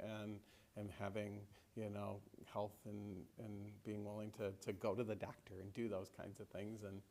Right? And hopefully they'll talk to you about the body safety and all those things that Dr. Gold was talking about. But anyway, thank you. Good night. Thank you. So I'll just build on what was said about Woodland Meadows, and I loved working at Woodland Meadows. I loved having my kids attend Woodland Meadows. Lots of really great memories, and I think whenever Steve takes me on a tour and I'm over there, he regrets that I'm over there because I run around and give hugs and say hello to everyone. But excited to be touring there on Monday. I think when I heard that Laura was going to Woodland Meadows, I think I even called you. I can't remember if I called you or texted you, but I said, you are in for a treat. The staff is incredible and dynamic, and they do good work every day for kids. And I said, if you support them, you're going to love your time as principal there. So, and I know that they love having you there. So I think it's a really great partnership between principal and teacher over there. And I can't forget the families at Woodland Meadows, who I still keep in touch with and love to get updates on the kids. And so that community is just a really special community. I wanted to just also thank everyone for their efforts around homecoming.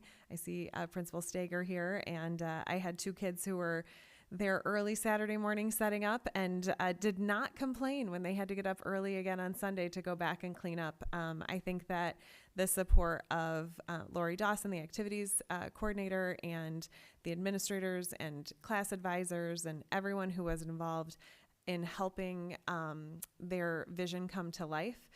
They were extremely excited to have it in the gym, and it was beautiful, the pictures, the way they decorated and the lights, and you wouldn't really have known it was the gym, but the gym allowed them an opportunity to come together in a way that some of the other spaces haven't allowed. So who knew that the Hornet Gym could be transformed into such a beautiful, not really athletic looking space that evening. So thank you for all the hard work and for everyone who was involved.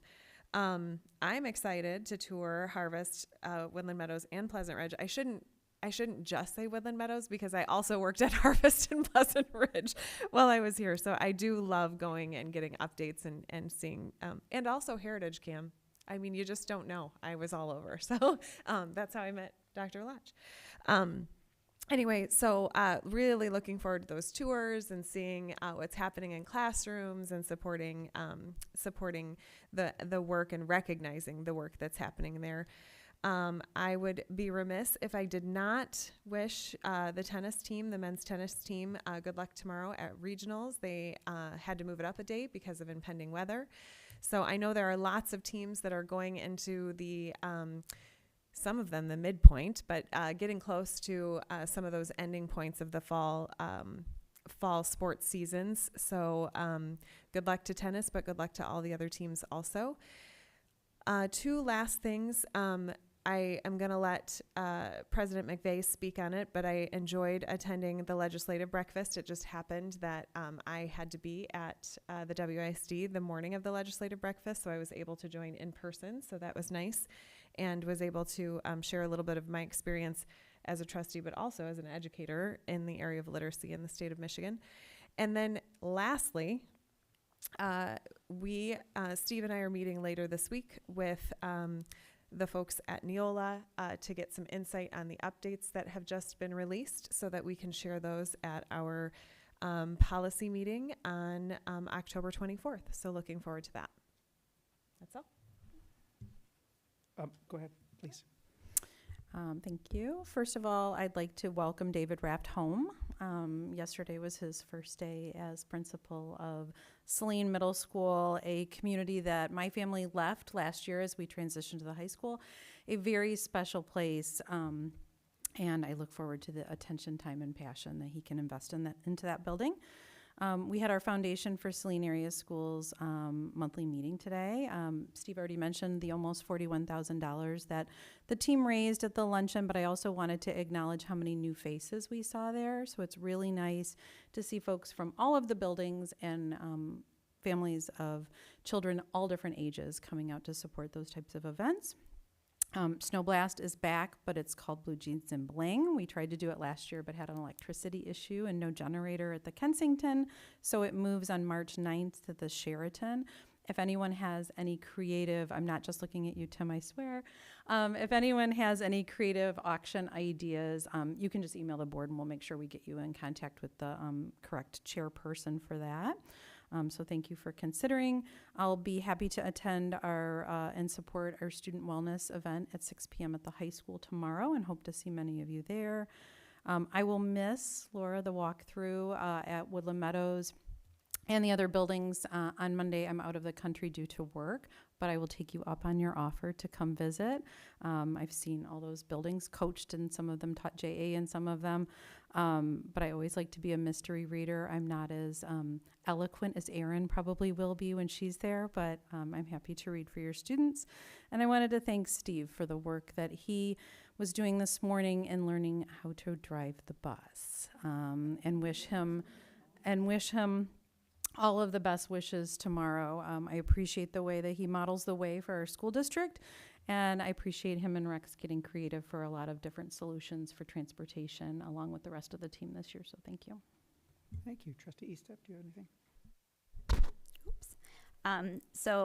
As I mentioned earlier, I want to recognize Domestic Violence Awareness Month in addition to breast cancer awareness. And I want to recognize the lives lost. We've lost another life within just a couple of months here in Saline from domestic violence. And Cindy, I'm getting her last name wrong, which is horrible. Cindy Guches, and Amber Jo Thomas, who we lost later in this past summer. And so I want to recognize that, and I think it's important for us to have education and awareness for our youth, staff, and our families, and just the community as a whole. When we talk about like the sexual violence and abuse and stuff, which is something that we're mandatory reporters here in the district, our teachers and staff and also board members. And so some education around that I think is really important. Also resources that we can give our families. I just know, I heard that some kids are asking questions to their families about the things that they're hearing and that's going on. And so, I know it's a really difficult subject, but something that, we need to really talk about and bring awareness to. So in addition to recognizing LGBTQ History Month this month, Tomorrow, we celebrate National Coming Out Day. I hope that our students in the district are learning about and celebrating all of the accomplishments of those in the LGBTQ plus community, and that our students and staff who are out or in the process of coming out, that they are fully supported and seen and heard in this district. I attended the foundation luncheon this past week. Last week. And I was fortunate, and I may have requested, to sit with some of our amazing students. They presented about their funded project, which was Inclusive Designs, which some of our students did at the high school with designing t-shirts, and that was in partnership with Heidi Phelps, the teacher at the high school. And so they raised a lot of money. I think it was over 40,000 and counting, right? 41? Okay. And so, you know, that's super excited or great to see where those funds are going, and, you know, the great projects that we're able to accomplish, and it's just really exciting. Speaking of Woodland Meadows, I really enjoyed the fun run, which was last week, and I know some other schools had their own fun run, and so it was really, really great that schools raised a lot of funds through that, and the kids had an amazing time. So, all right, thank you. Trustee Gold. I also attended the band event last night, and they were amazing and got perfect scores. So go marching band. I am getting a new appreciation for Elvis this year. Likewise, I attended the Rachel's Challenge student event and watched our high schoolers listen rapped. And I have my own high schooler whose privacy I will not invade, but I will just say that it was a topic at our dinner table, which I think is always, especially with that particular child of mine, a good sign that something got him thinking. So that's great. I want to highlight World Mental Health Day, which is today. Did I know this before I came to this table? I did not, but I was looking for things to talk about, and I'm always interested in mental health. So I'd like to thank all of the myriad of people that support the mental health of the children in this community, which of course starts with families, but extends to our mental health professionals, social workers, parapros, our educators, the teachers, the kind people and adults who scaffold them in their lives, their healthcare professionals, coaches, clergy. I really do think that it takes a village of people to raise kids these days, and there are so many challenges to our kids. So I think when we're thinking about mental health as a universal human right, it goes beyond our very excellent and very needed and not diminishing mental health professionals, but as a community, we all need to step up for our kids, and sometimes that will mean stepping up for ourselves. So I'd also like to thank all the adults who are brave enough to highlight their own struggles with mental health for their kids and model getting treatment, because I think that's really important, and I'm happy to see improved openness and around these issues. I really credit people who model that kind of behavior for our kids. Another small point that I was thinking about today is that it is also Down Syndrome Awareness Month, and so I'd like to send a special shout out to our friends with a bonus chromosome and students and families in the community. Really some great kids and citizens and adults in the community who contribute a lot, and so I'd like to shout out to them today. Thanks. I appreciate that reminder that I also need to get some crazy socks. Is that for that particular day? So just really, really quickly, because I just want to say, first of all, to the whole board, man, we are engaged in this community. Thank you so much to all of you for your thorough, exactly. Sometimes it's hard to get board members out to things in other districts that I've seen. So Dr. Gold and I were at the back of the auditorium for Friends of Rachel, and one of the comments that the speaker did say was that our students were remarkably attentive as opposed to other schools that she had been to. And I just want to say that says a great deal for our students. Secondly, I was at the FSAS lunch and the Inclusive Designs Church. I love shirts. I love those. My wife and I each bought one, and today we picked it up. I gave them the $30, and I said, this is going right to a pizza store, isn't it? She says, that or donuts. So, yeah, the kids were so excited. It was a special order, apparently, so that was great. I attended the TEDx on Saturday. Wonderful group of kids speaking, and I think there were more people on the committee than there were actual speakers, but it was good to see Dr. Lotch there as well.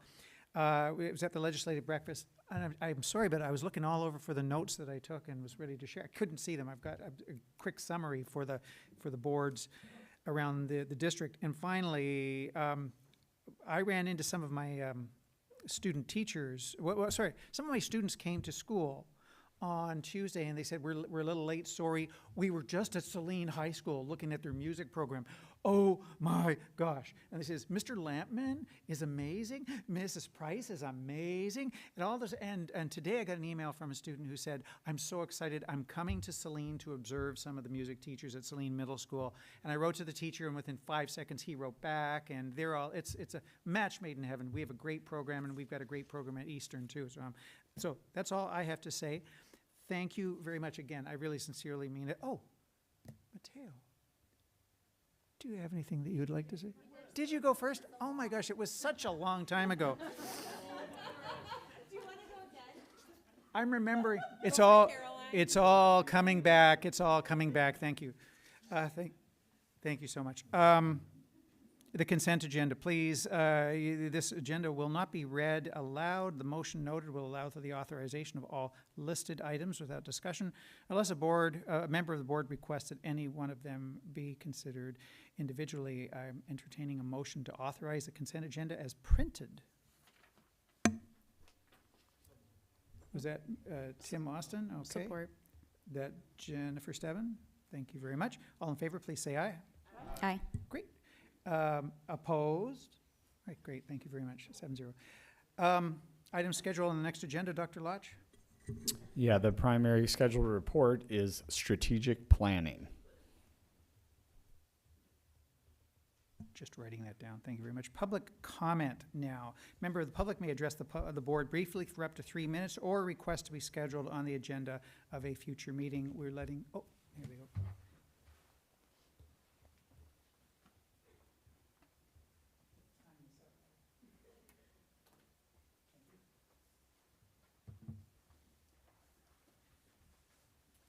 We have two, please. Megan Gunnarsson, and on deck is Chen Ming Fan.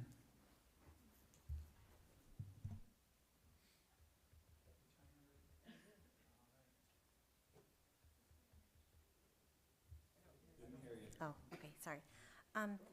Two things. We rock our socks on March 21st, so you have a little bit of time. World Down Syndrome's month is this month, but like the day But is the March sock day. 21. Thank We you. rock our socks March then. 21st, You get okay. 3 chromosome 21, so just shopping wise. I have just a question really about since school of choice was a topic today and you're kind of modifying that policy. In the face of declining enrollment, I'm wondering if we're looking at why kids are coming here. I know you said that the bulk of kids are kindergartners applying, and I hope that their siblings are coming too. But I also am curious as to older students that were coming in. A number of community members have stood at this podium and talked about behavioral management in the classroom. That's a problem. Dr. Lotch has said the same thing. Failure to implement consequences regarding our bullying policy is an issue. I appreciate that there's a financial benefit to accepting students from outside of this district, but I wonder if we're taking on students that have been not in good standing in other districts and how that's affecting our kids particularly. During a Title IX presentation a couple months ago, the principal of the alternative high school said that she would never expel a student, and we've had some significant violence in the high school last year, and I guess because I still have kids coming through the high school, and the climate has changed in the last couple years regarding some significant safety issues. I just wonder if there's a screening process for older kids that are applying to come here who have been invited to leave by other districts or have left by choice before they were expelled. Safety is a concern, as Mrs. Miller noted, and I am also concerned for my kids. Thank you. Thank you very much. Changming Fan.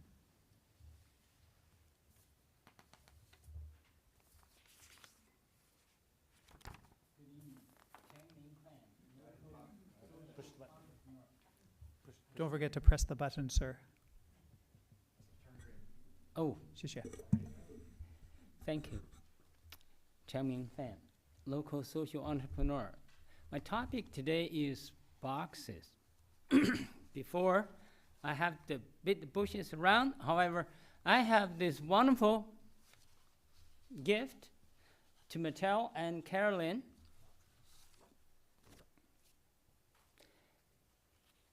Dr. Josh, we should be proud of, is Miss Gunner, alumni, and also what his contribution to the airspace, to NASA, was wonderful. The longest time as a pilot, and that is a lot of good story. You should watch the YouTube. And this is the Saturday morning of physics. I attended the first one. So why talk about this? I think that first I have to say we have the best leader, President McVeigh, and Trustee Estep encouraged me to do quite a lot of things as community member to contribute it. And I'm here continue to really just sell the box theory in education in Saline. First, maximize what we have in the box. Second, think out of the box. Third, stay at the edge of the box. So I'm going to give to you this. You can read it later. I attend this, which is highly educated. And I think that Saline school area and your leadership probably the best. You did the best, but far not enough. What happened about Saline? Just 2 months, 2 women being killed. And we have this famous thing happen in Saline. What a wonderful world, what a terrible world. What a wonderful Saline, what a terrible Saline. We are all in the quantum soup. Nobody knows who will be killed. However, we have to move on further. Community member as I am, come here. Just really want to work with you to solve the problem. The problem generated can never be solved at the level, the solution can never be solved at this level problem generated. Please. The education system in the public school have huge challenges, and you are the one. I'm the one just here advise you, listen to the community leaders, community members. Not just say we talk daily. What I suggest the SALT initiative is one of the way. Please, as Dr. Washington last time said, listen. Please listen. Thank you. Thank you, Mr. Fan. The next Board of Education meeting will be held on October 24th, 2023 at 6:30 p.m. And without objection, I'd like to move to adjourn the regular Board of Education meeting at 8:40. Thank you. So moved. Without objection, so. Oh, without, I know, it's new, it's new. Okay, save that for next time. 8:40. Thank you so much. Oh, I get to do this. Thank you. Good job.